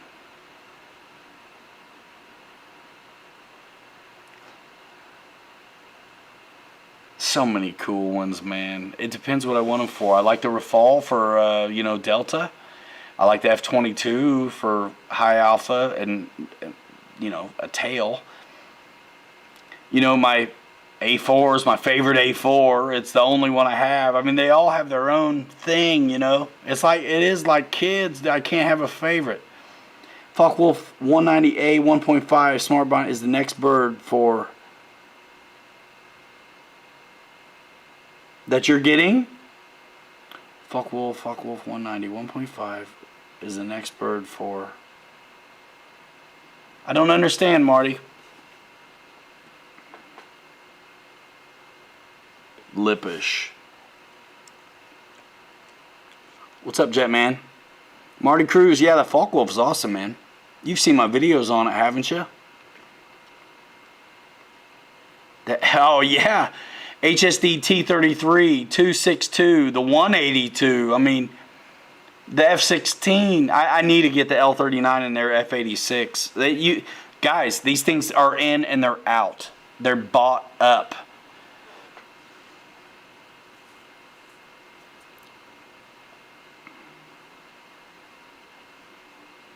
Boss loves his 1.2 and 1.5 Mustang. Yeah, I love the way that Mustang flies. I kind of want to try the 1.7 Mustang from FMS. Marty Cruz, yeah, I totally have the Focke-Wulf 190 from E-flite. You know how it is. They send us the stuff early to get videos done for when they announce it. So I've got videos on that Focke-Wulf 190. Check them out. That thing flies really good. The Mustang is faster, but the Focke-Wulf is a little easier to handle on the ground for a lot of folks. I need to get that Mustang out and show you guys how awesome a difference the Robarts made on it. Night and day on that bounce. Alinka back in action, says In the Tube Deep. If you like the SU-30, man, check out In the Tube Deep.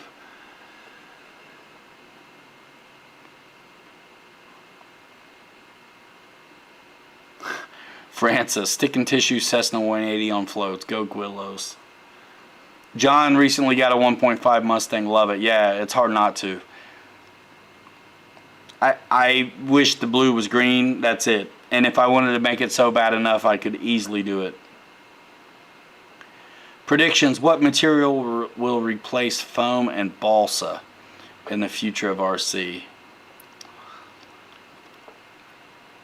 Foam and balsa.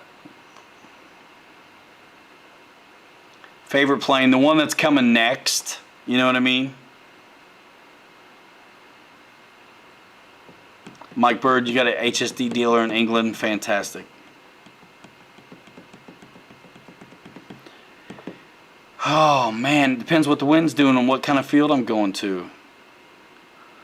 Boss 223, dude, the Robart mod is so worth it. And you get to keep the stock hubs.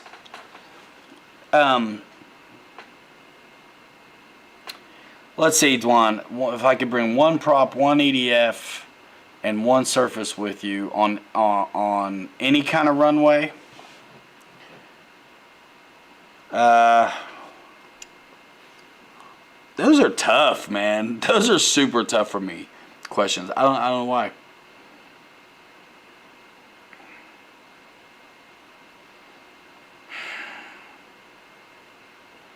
I like the versatility of sport a little bit. Like I don't want to think too deep about it right now. And it could change in 2 weeks. Right now, I would think I want the if that's I can only have one. I kinda am torn between like a Viper 90 kind of sport jet and like a Rafale kind of high alpha still military deal. I like the F-22 as well. One prop, I'm kind of like, man, I'm torn a little bit between like one of the big like stall planes and a big Warbird. So I'm torn between like HSD 182 and my FMS P47. I'm torn. I can't answer you. And then surface,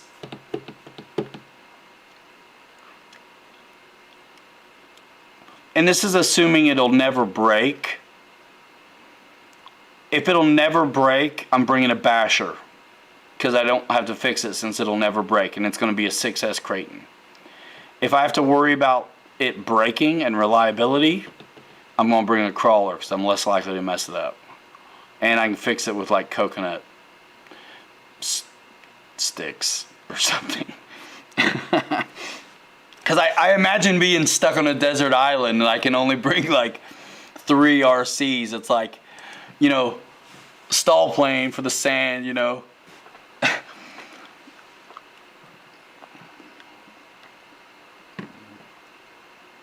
Oh, dang.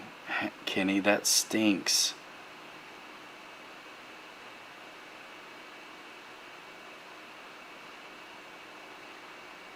Oh, man.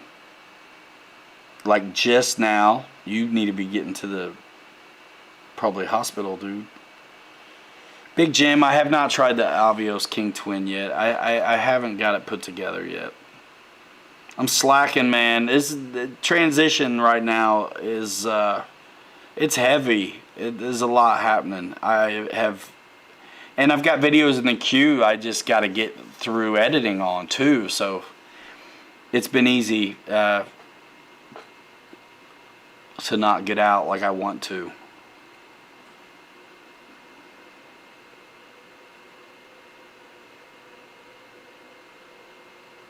Yeah, that's a good one. Francis says if he could only have one, he'd pick the E-Flight Commander MPD. Light, quick, short takeoff, fast, acrobatic, yet easy. Yeah, that is a very fully capable plane.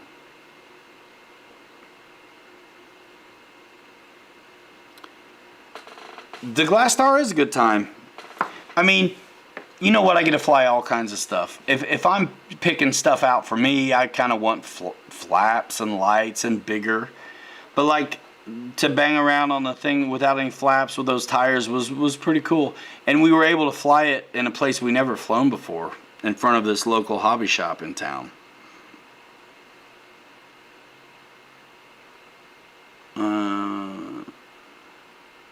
She's getting checked out, but I think she's okay. You better find out. Get off this stream and find out, dude.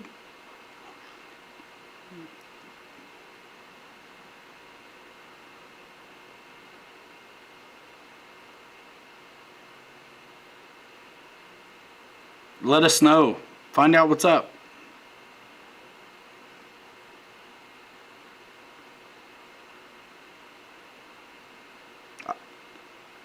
It'd be hard for me not want to go right where she is.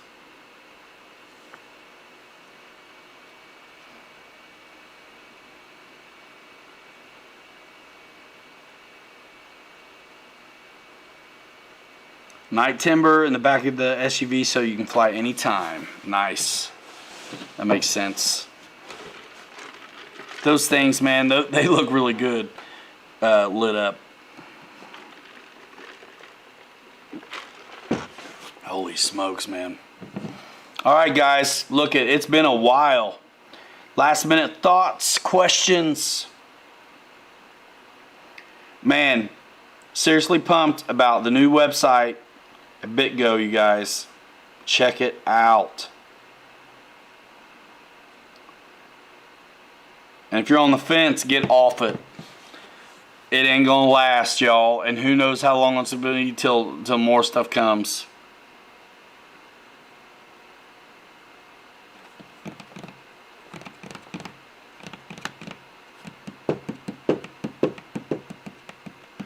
I like, you know, that's a tough one, man. That's why I think of sport jet and military. I'm like, it's kind of like either or. I'm thinking about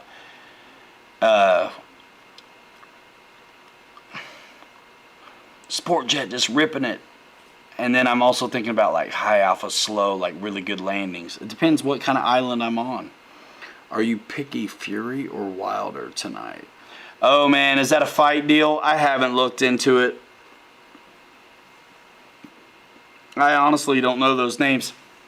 It's so funny the way algorithm stuff works, right? So, well, for whatever reason, I was getting fed that stuff, the fights, the Ultimate Fights, for a while, and then it hadn't popped up on any of my stuff. So I just hadn't even thought about it. But when it popped up, boy, I was watching it. I love seeing the lights go out on somebody, man. It's weird, but it's good.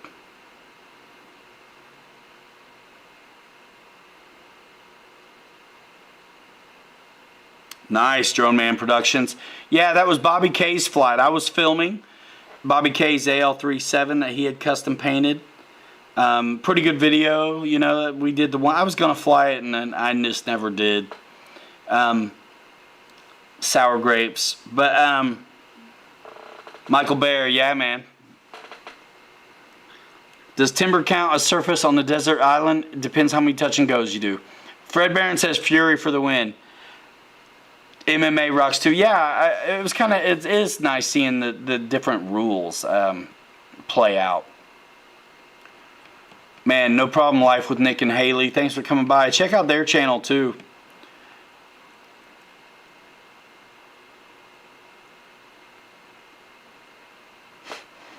The Karen at the park. Man. Oh, jeez. All right, Kenny. Let us know.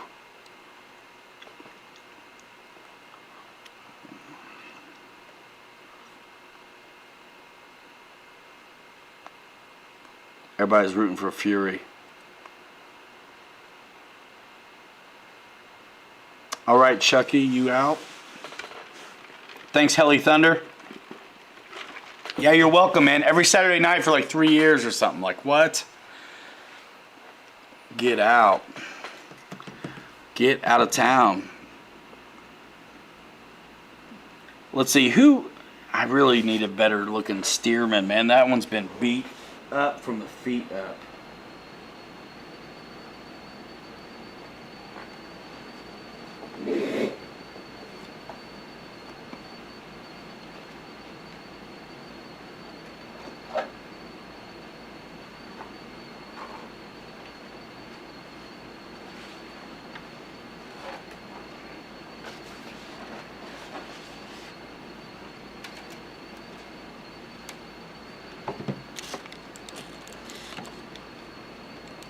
My gosh, I don't have the room for it, man.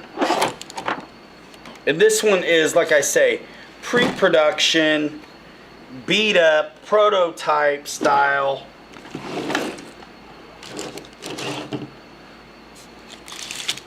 I do not have the room for it on this bitch. Did I just say that?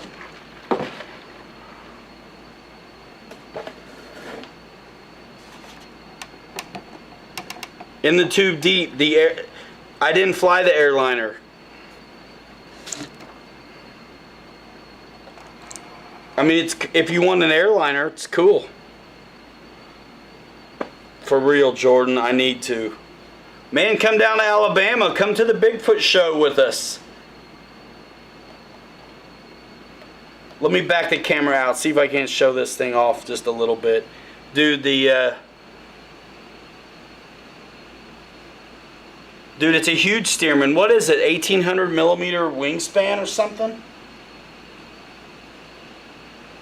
I mean, it's huge. It is huge. Let me zoom in on this cockpit real quick. Oh, can you see that?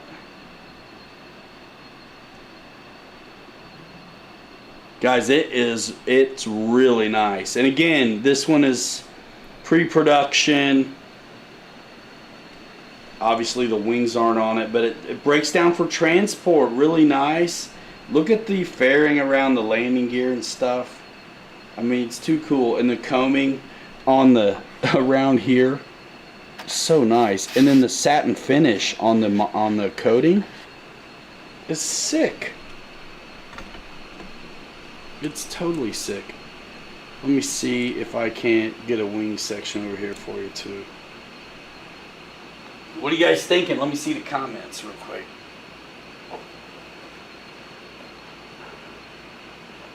It's just magnetic.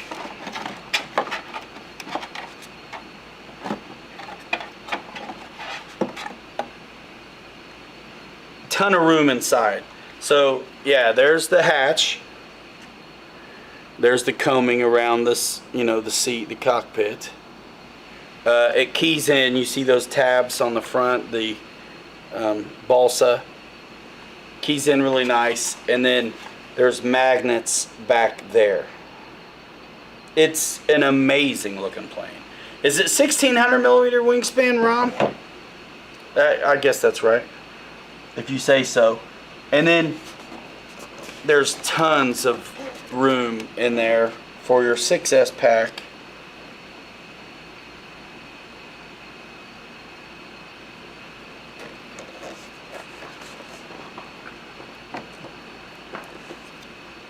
It is awesome. I cannot wait to get mine.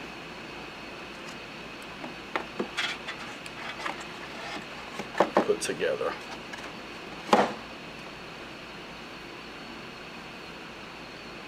Let me get a wing piece, if I can get to it. It's a little crazy in here.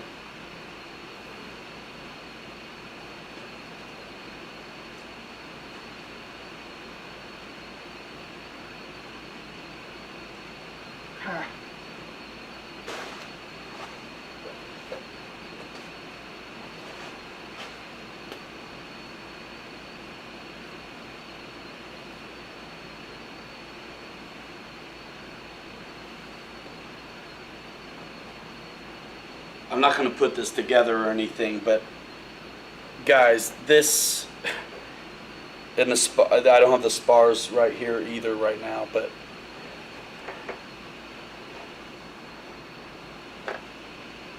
there's the ends. Let me get a wider shot going.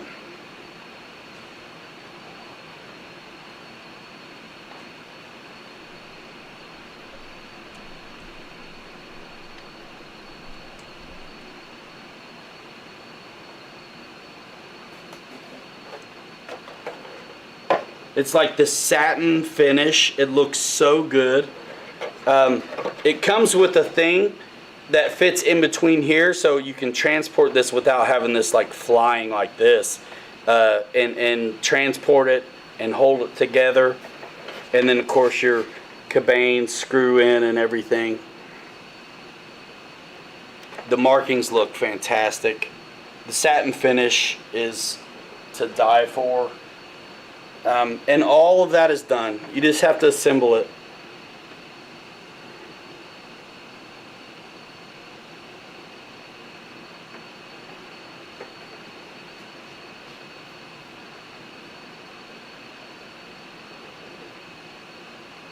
Oh wow, Drone Man. Yeah, there is suspension to it. It's super tough on the prototype. I'm not. I'm anxious to see what it's like on the production models, but it's super tough on the prototype. It does compress, but it's very stiff.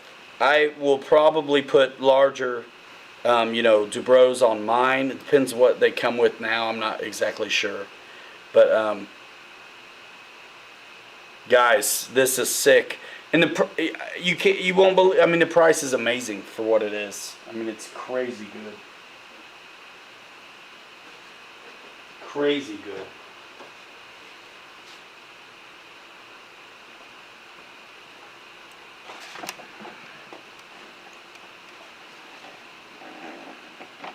Dudes. I love it. I cannot wait to get mine going. That's for sure.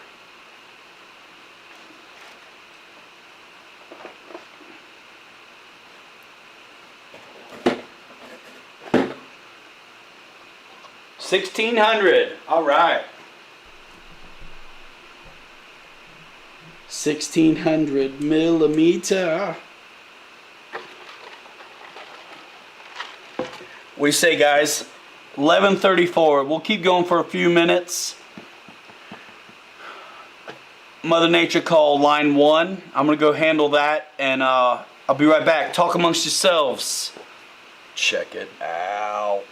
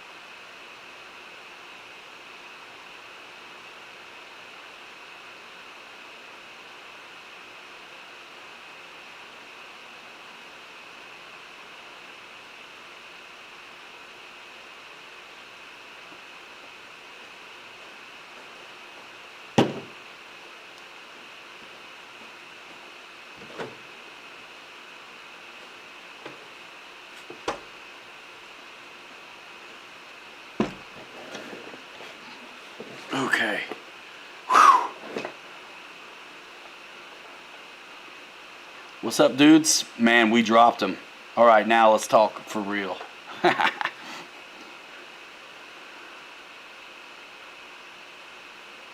Oh my God! Hey, you didn't look at your footage, did you, Air Marshal? Don't let me bother you about that right now. I hope you have it. Holy smokes, bro.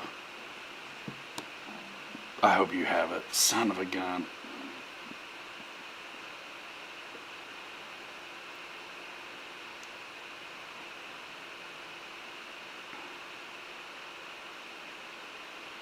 All right. right. What else? Lay it on me, homies. Let's go 10 minutes. That'll be about a 3-hour show. Whew. Saturday night, y'all.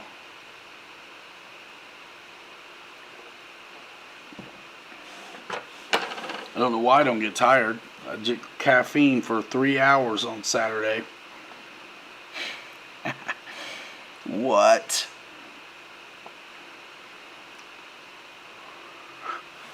Spencer Keith, number 1 to Kenny. Let's see, what have I missed?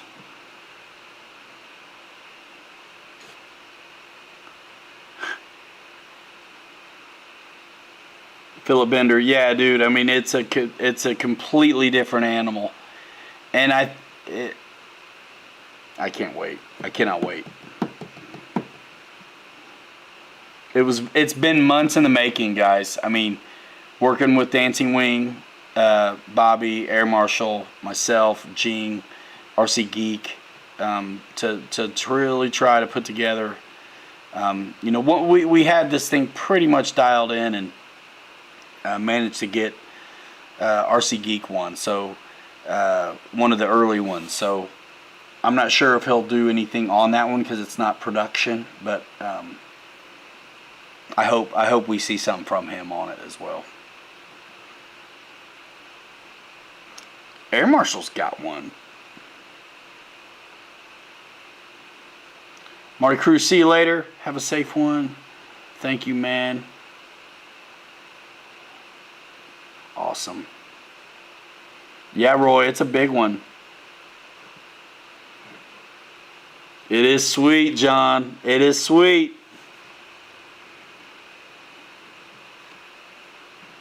Let's see. Nice, Dennis. Back in 2008, I got to fly a full-scale Stearman and a L39 or 29 in the same weekend, both with instructors in the back seat. Very cool. Dude, I was at an air show in Texas, and a guy flying a real Stearman recognized my voice from YouTube. I thought it was crazy. Legit, pilot recognizes us off of YouTube. Dennis got to see it in Dallas a few months back. That's right, that's right. Wasn't it J.D. Crows?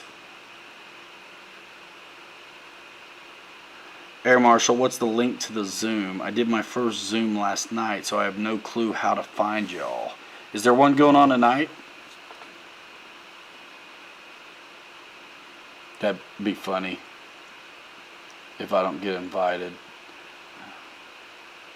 I don't want to go anyway. Huh. Dang, Chucky, that looks sick. He's probably gone already. Holy smokes, that's a nice monster truck.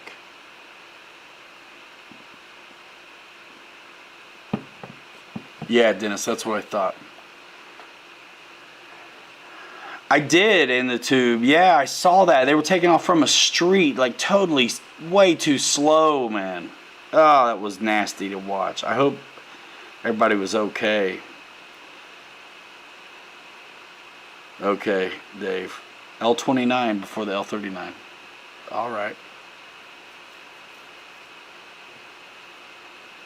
Pilot walks away. Good. Oh, that was rough. It just looked like it was going to go badly, didn't it? He got tied up in the power lines, it looked like.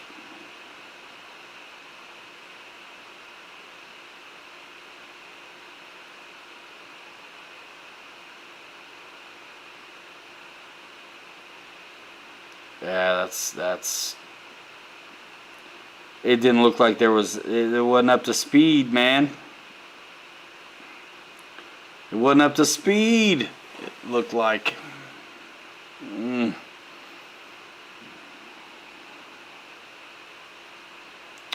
What brand is this? Jetman, what are you talking about? Which plane? The Stearman? That's Dancing Wing, dude.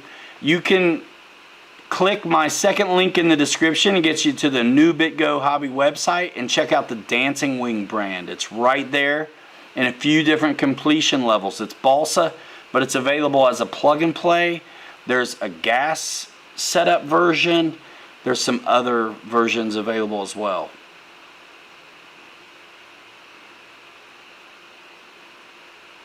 Ah, yes, Philip, I see.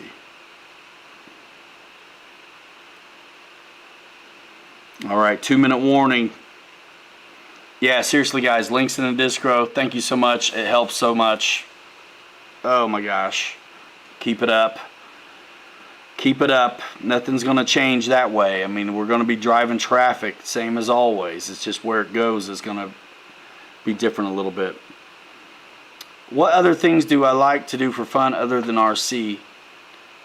I've remodeled a bunch of houses. I wouldn't say it's fun, but it's rewarding. You know, honestly, providing for my family and making decisions for them has been, you know, pretty, you know, just being like a dad to my kids. They're 10, 8, and 4 years old.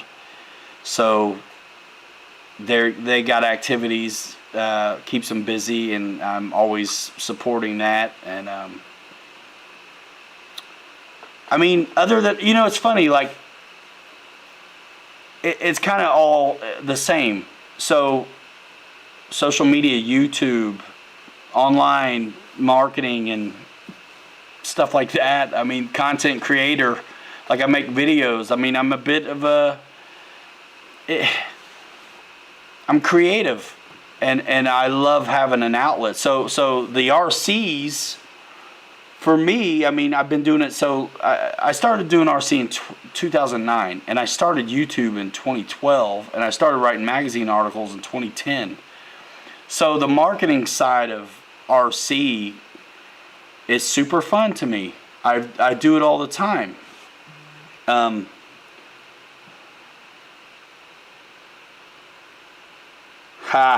Ron. Let's see. Gregory H. wants to know if anybody can help him set up a high-tech stabilizer in a glider. Yeah, Nico, I mean, I really love... Yeah, the 2-minute warning is complete but garbage at this point. Philip Bender, thank you so much for the super chat, dude. Yeah, for fun, dude, I don't know. Like, I really do enjoy making videos. Of course, that's RC, you know, related. I definitely love supporting my, you know, family and my kids and the endeavors they're doing. I used to play music. I'd like to have time to, I used to paint, like art. I'd like to do it again. But I'm just so busy. So, yeah, dude, sleep. Sleep is fun. Getting naps is fantastic. I don't really do much, man. I mean, I enjoy, like, movies and stuff. Bill B. started RC in 1970. Still at it. That's fantastic. 2-hour warning, says Earl. Yeah, man. I mean, goodness. We got 70 in here still. We're having a good time. I love those questions that put me on the spot. Houses has been good to me. But I prefer to do this. I prefer to put my energy... And the one thing about the houses and the remodeling I liked was the problem solving. Being handy is pretty slick. You can solve a lot of problems, and you can accomplish a lot of things that you weren't ready for. When you demo something down, you uncover problems that you didn't think you were maybe going to have to fix or solve, and you got to solve them before you can put stuff back right. So there's a lot of reward in the seeing those things come to completion.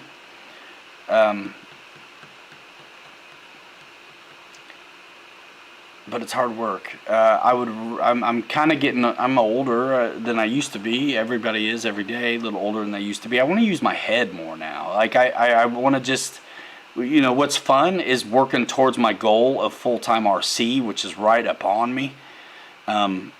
It's I've been working at it for a long time, and I'm gonna get what I want. I'm gonna end up getting it. I'm gonna get to walk away from my regular and do this stuff and market and make videos and social media and engage with you guys that are just as nuts about it as me. That's what I'm looking forward to doing.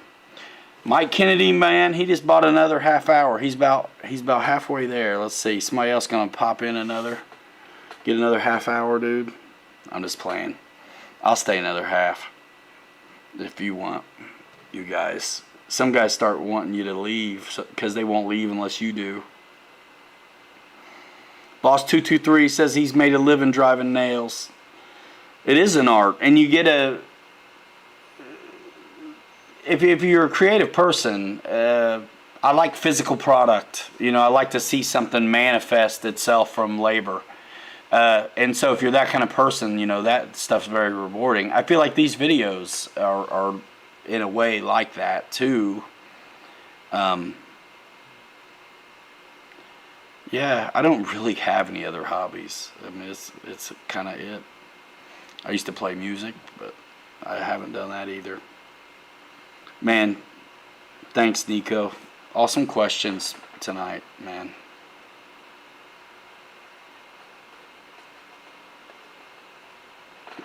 Always learning. That is kind of the hobby too. I mean, like I say, I'm not kidding about YouTube. I mean, I watch videos on how to, grow online business, how to take advantage of platforms, how to keep up on the trends on social. You're seeing me do a lot of reels right now. I mean, I'm going to do mostly video on Instagram. Instagram's trying to compete with TikTok, which is a video platform, not pictures. So Instagram, in an effort to compete with TikTok, is going to reward those who are putting out video more than just static shots. It's the algorithms they're going to set up for that. So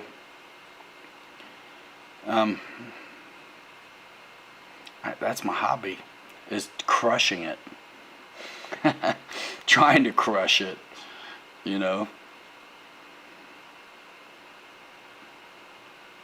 Awesome college football day for Spencer. Earl, holy smokes, man.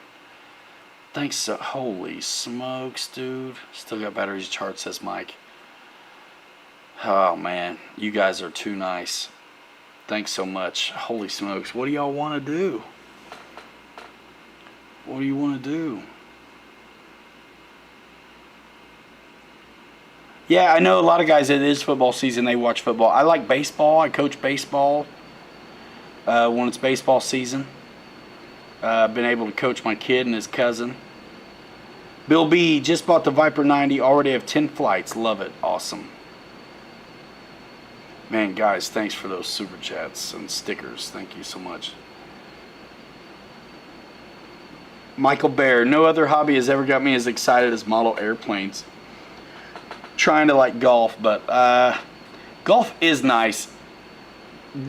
I actually enjoy golf for being outside, and that super well, maintained greenery is pretty awesome. And I really enjoy driving the ball. My short game is no good. I very rarely get to play. I used to play maybe once a year. Now it's probably once every 2 years. But I do like to hit that ball.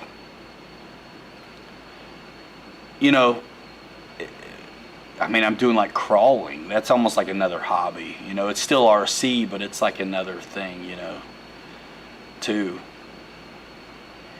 Problem solving is awesome. And if you're a guy like me or some others who have experience ripping a house up and putting it back, that gives you a tremendous amount of confidence in that arena.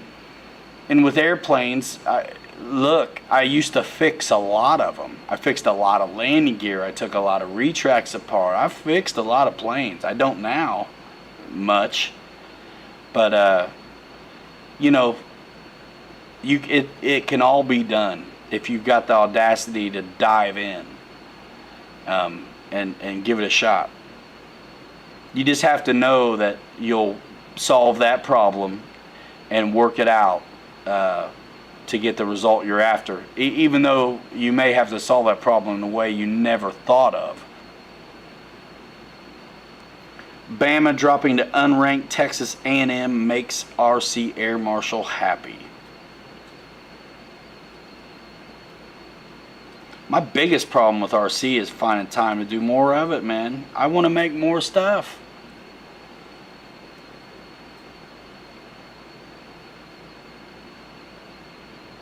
Or for 22 years now, RC Marines. Gotcha.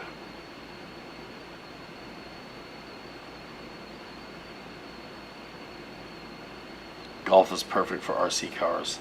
Man, I'm surprised they don't run. They gotta run you off.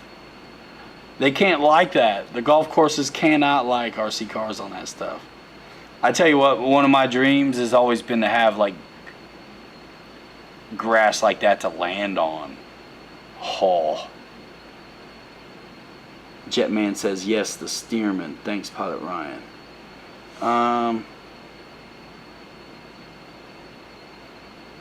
Mechanic and RC are the same for me, just smaller and easier on the back. There you go, Earl. Guys that like surface, check out our buddy Earl, man. Check out Earl Moorhead's YouTube channel. If you like surface, he will tell you what's up with the stuff he's getting his hands on. He's definitely an authority on the subject.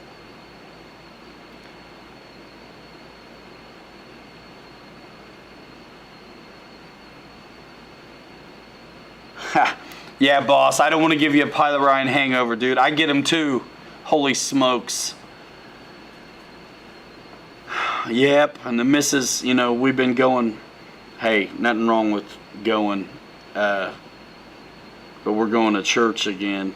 You know, it was easy to take a year off, you know, with the way things have been, but we're back at it again, so I'll be up early to do that. All right, boss, let us know how it goes, man. Keep the blue side down, as you always say. Ha! Paul Reed Smith guitar finally in the hands of Air Marshal. Let's go. Paul Ballard said he hardly had a chance to fly all summer because never home, on the road. Truck driver. Oh, man. Hi, Bill B. Dude, we've got so many more planes than this, man. This is just the best, easiest place for me to like plug in and have a little bit of light on. We got a lot going on here. Check out BitGo Hobbies YouTube channel. We're here at the warehouse right now. I'm up in the front, just hanging out. I do a lot of work with those guys and Horizon Hobby and Hobby Zone. You can see all the brands I work with at the website, but check out the videos here on the channel. Check out Bobby K, man, my guy at the BitGo Hobby YouTube channel. You want to see this X-Fly going, these X-Fly products getting flown. Check out the videos over there and on my channel. And unlike so much other stuff in the hobby right now, this stuff is available. I can't say it enough. Like, this stuff is available. Check out the new website at BitGo Hobby. Let us know what you think about it. If you have any concerns or you notice anything wrong with the site, like, hit the BitGo Hobby Facebook page, or, you know, email them. You can email them now right off the site too. I think it's info@bitgohobby.com. So if you have any concerns or questions or things you noticed about the website that need addressed, man, let them know.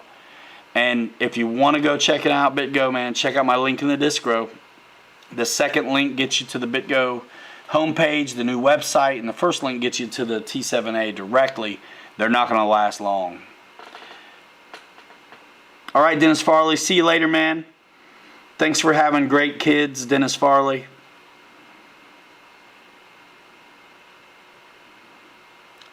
What a treasure.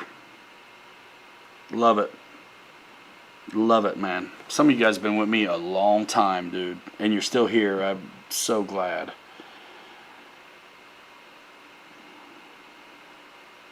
All right, Marshall. Yeah, cool.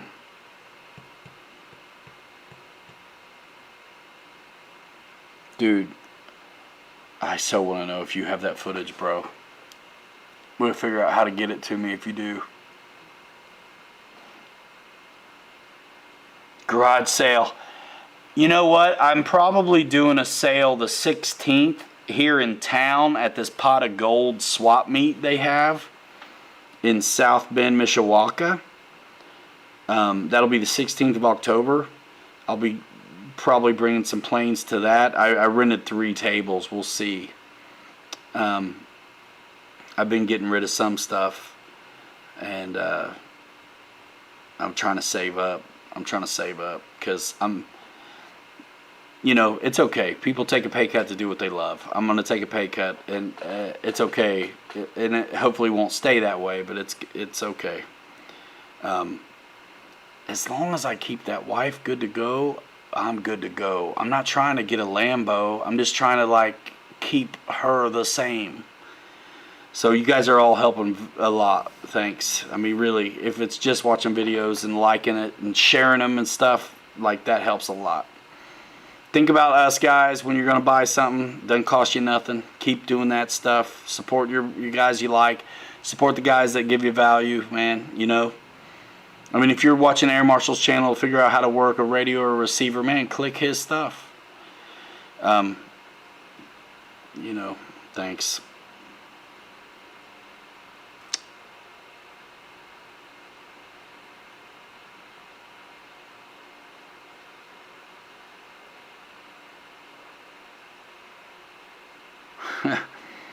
Rickham Roy still here, man. Yep.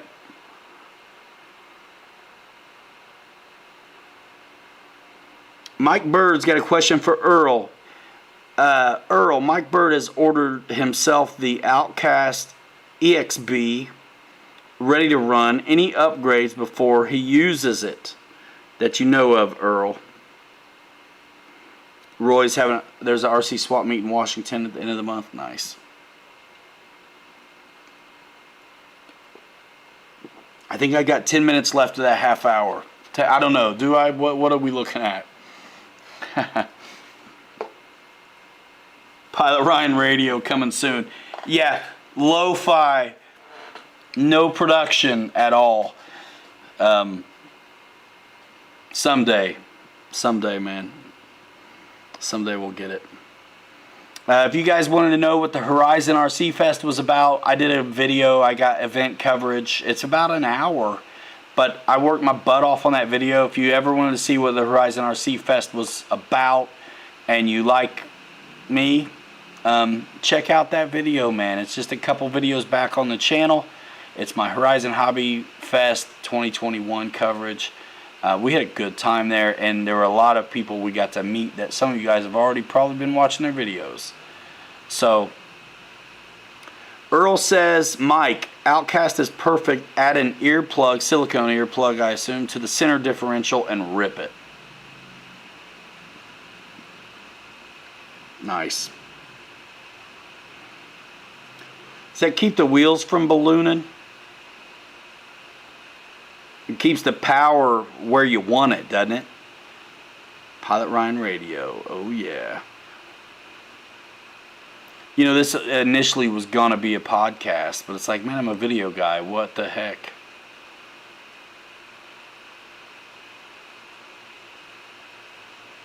Howard Stern, look out.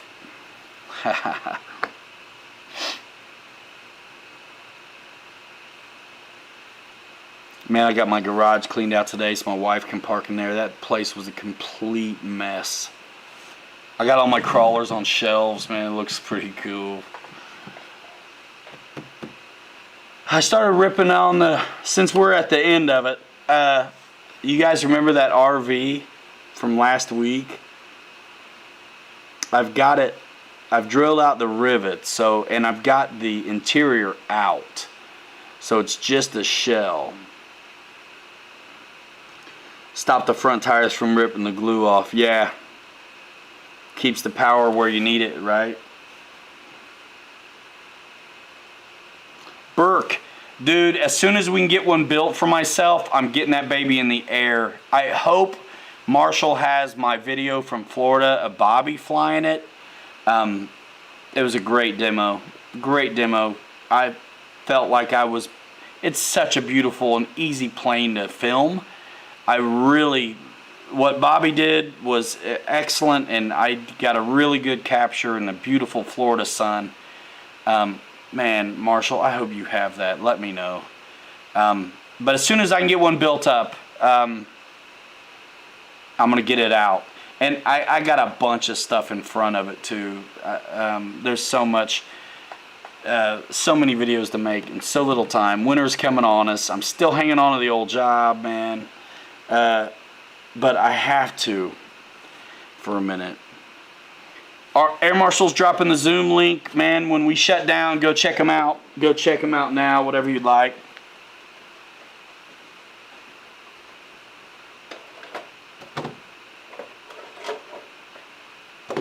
Man, I got a lot of parts in here. Hold on a minute.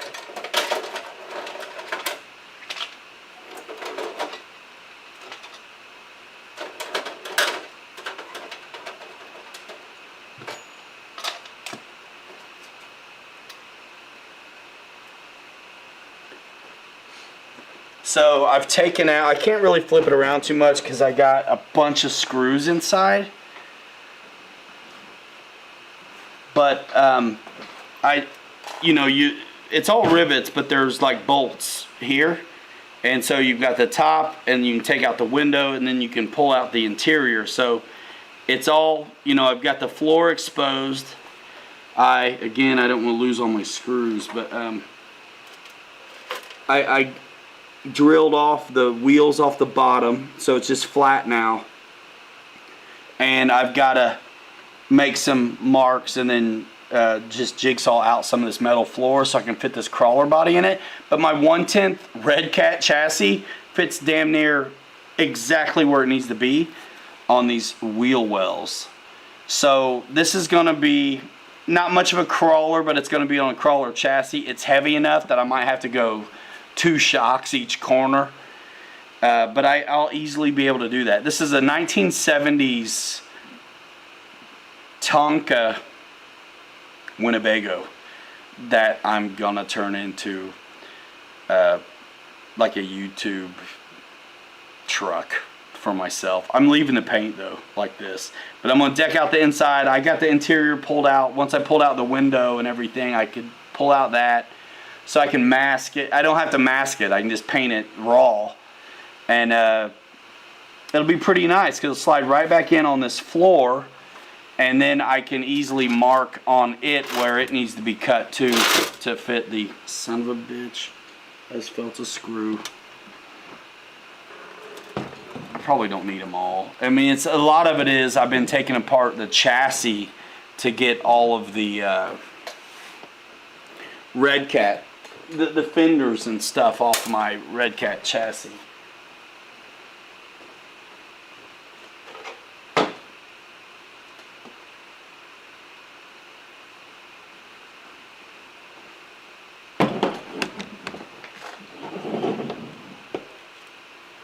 X-Max Winnebago. I'm putting some old school kind of wheels on it.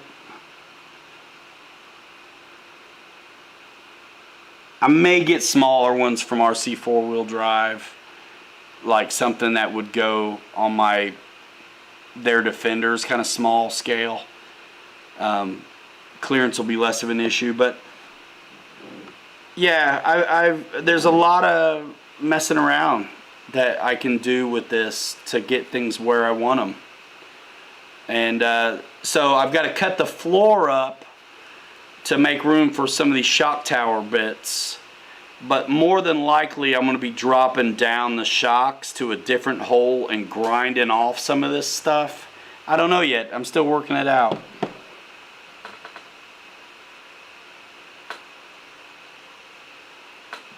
But yeah, I've stripped the bumpers off of here and the fenders. And so I'm just working off of this basic. I had 2 of these Red Cats, so this is my first one. And I'm going to have a floor, I think, in the RV so I can keep the battery in the same place. That kind of stuff. But there's a lot of opportunities to shave off a little bit. And I don't know how soon I'll get it done. I'd like to have it done for Alabama, but I don't see that happening. But just for fun, real quick. And like I said, I've got no holes cut at all right now. But I gotta get this chassis up into there by at least an inch, inch and a half. And it'll lighten it up a lot to take a lot of the floor out. So that's what I'm gonna do. I saw this thing at a garage sale like 2 doors down from a job I was doing. I could not help myself. I could not help myself at all. It's gonna be sweet, dudes. It is gonna be sweet.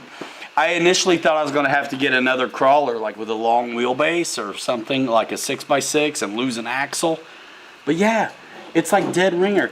And this is adjustable. This chassis will let you stretch out the wheelbase or shrink it in a little bit. So I'm gonna be able to get this right where I want it.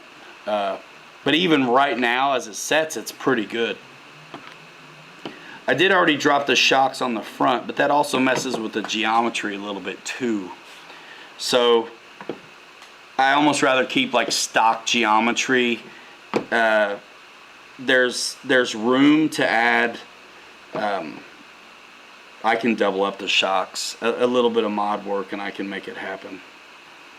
Even if it's just a longer screw and there are 2 next to each other, I can do it. I can do 2 like next to each other like this, like on the same screw, or I can go sideways, so you'll see 2 like this. So it's going to be 2 like this where you wouldn't really see that there's 2, or like this. There's a lot of options. Again, that's the fun problem solving part. You know, and just like on a house, you got to demo it down to figure out what you need. So I've got everything stripped down, and the next thing is to just kind of make some lines with a Sharpie. And what's kind of nice is the holes are already there from where the rivets were. So it's going to be easy to get a metal blade in there on my jigsaw and just get going. I don't know how else I would want to cut it. I'm not going to buy a tool I don't have to do it. And there's really hardly enough room to work a Dremel anyway, except for one way you can. The other way, it'd be hard to get in there. Thumbs up, says the guy, says Roy. All right, everybody, be looking at that Zoom link. You can find that link right here, right now in the chat. You can find it on the RC Pilots Lounge Facebook group. And Francis, I 100% have a screw loose. You're right. With an X-Max vacation. I thought about making a bash out of this, but it'd last one time. I did take a lot of weight off of it when I drilled out those wheels. Let me show you the wheels real quick that came off it.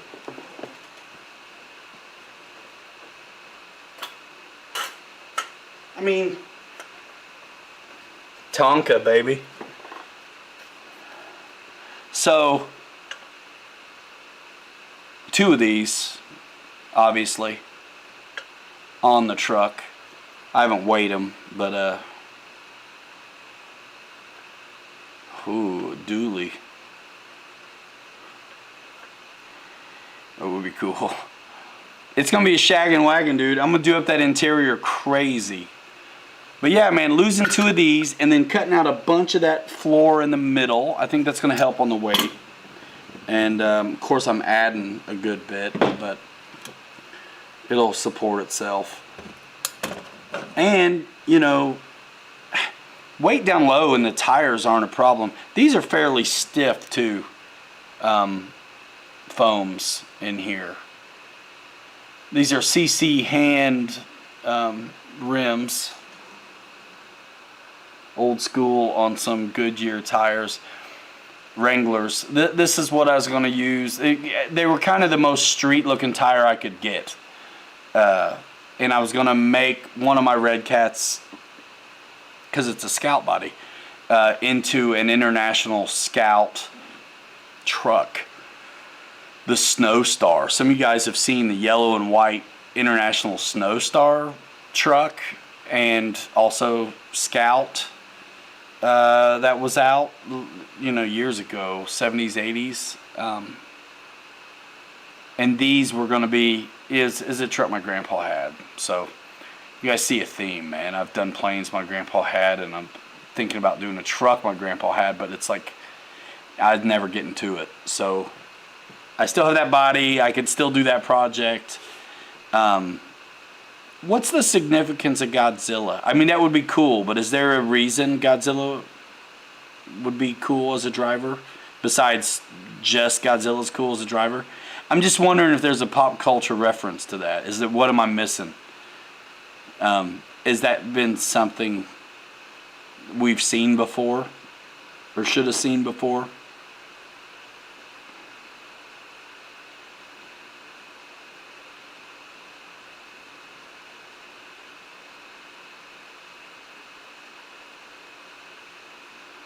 Ha. Yeah, Roy. Holy smokes. Yeah, man. Yeah, so I wanted to make a yellow and white, international truck. Not the square, boxy, yeah, pretty low key. Rode like a cement truck. Yeah, Bill B. No power steering, man.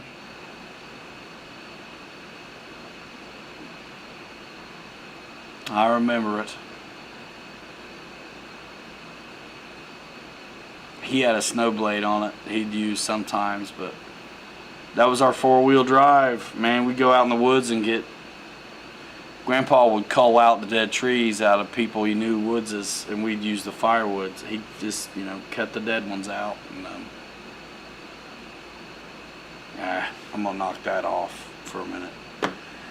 I ain't gonna talk about all that. It's too late. I'll get upset. Yep.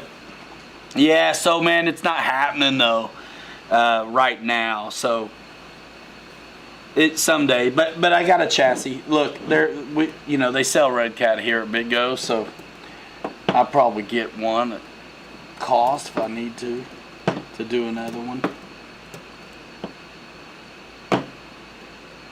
I actually might like my Desert Lizard shocks on here because they bottom out sooner than these. I might need them to. We'll have to see, man. That's the thing. A lot of problems to solve. Guys, we're down to it. 42, magic number of the universe and all those things. It's been a great show. Thanks for sticking around. I think I got my half hour in. Mike Kennedy bought. I think I did it. If not, and I still owe you, let me know. I'll stick around.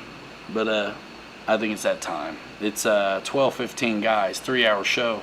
Thanks so much. Check out the videos, man. Seriously, I'm sneaking them out kind of random times throughout the week.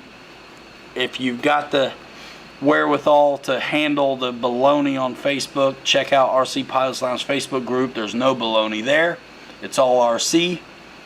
And, Instagram's all RC too. So it's a cool place to just consume visuals, pictures and video. So come engage with me on all those places. Check out my buddy Bobby K, man, at Big Go Hobby, his YouTube channel, and then the new website's looking good, dude. So again, links in the Discro to Big Go Hobby, my website, my Horizon affiliates, all that stuff. I really appreciate it. Earl, thanks, dude. Yeah, I'll have to get a little more headway done on this RV, and I'll start maybe follow me on Instagram, I guess, if you want to see it. You know what I mean? Because it won't make it to YouTube till it's all done, and at that point, perhaps there will be a montage. It isn't going to be any kind of tutorial, but you know, if I'm capturing stuff to put on Instagram, then I'll have something to make a pretty cool montage for, like the inevitable running video. So silly. Every now and then you got to do a project that makes no sense. So guys, thanks so much. My goodness, man, this is happening. This is fun. I couldn't do it without you. I'm gonna bounce. We're out in 5. Hanger Rats forever. 3 you later. You're too good to be forgotten. Kenny, you're number 1. Ho ho ho. See you later, y'all. I hope everything's good with your gal too, Kenny. Let us know. See you guys. Thanks again.